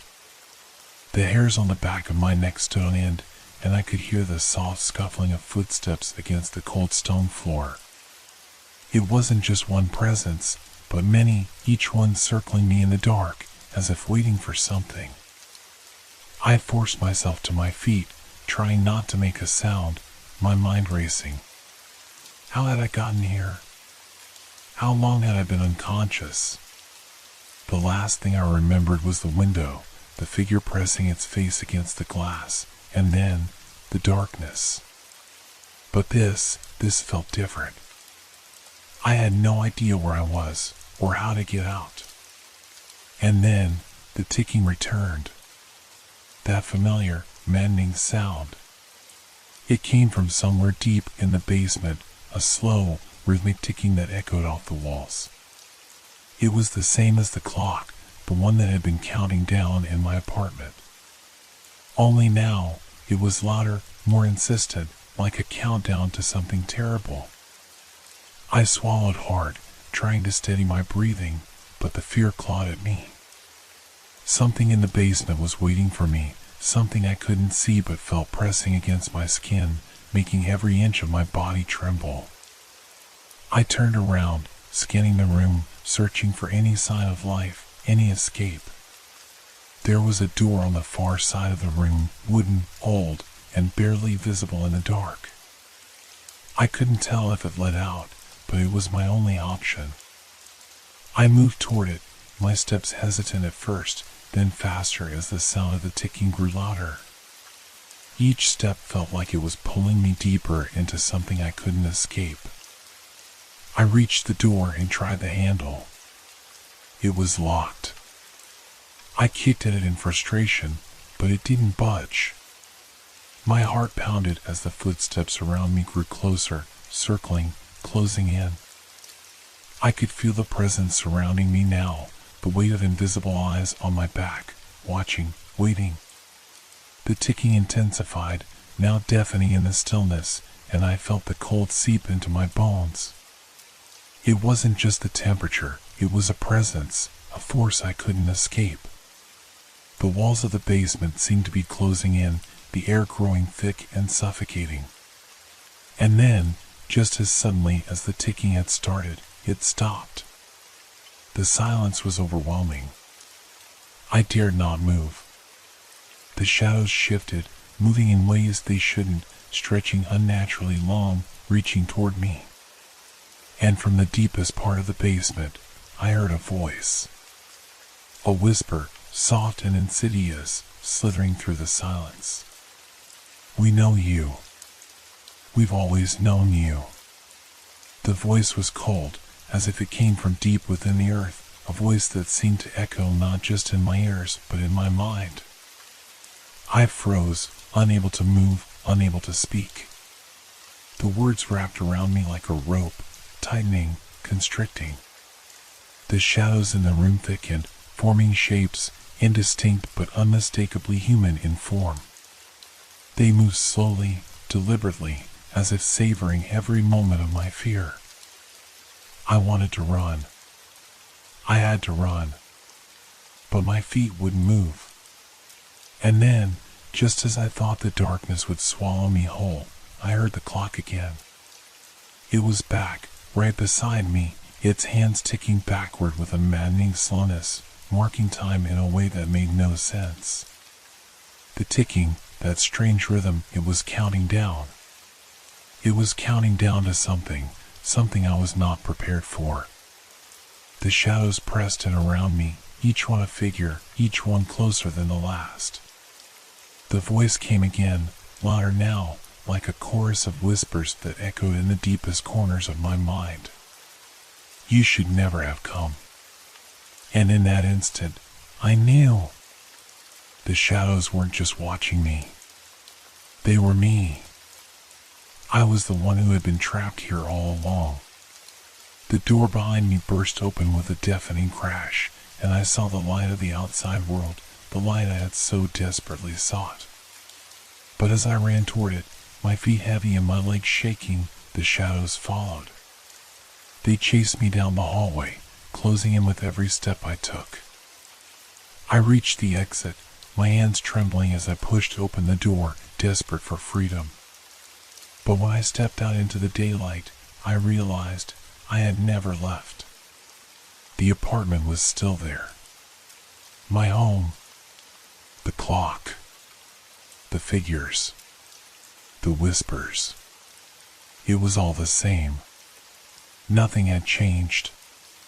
And as I turned back toward the door, the voice whispered once more, "We're always here."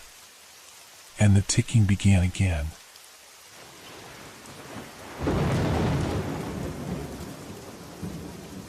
Hope your dreams are filled with fear. Good night.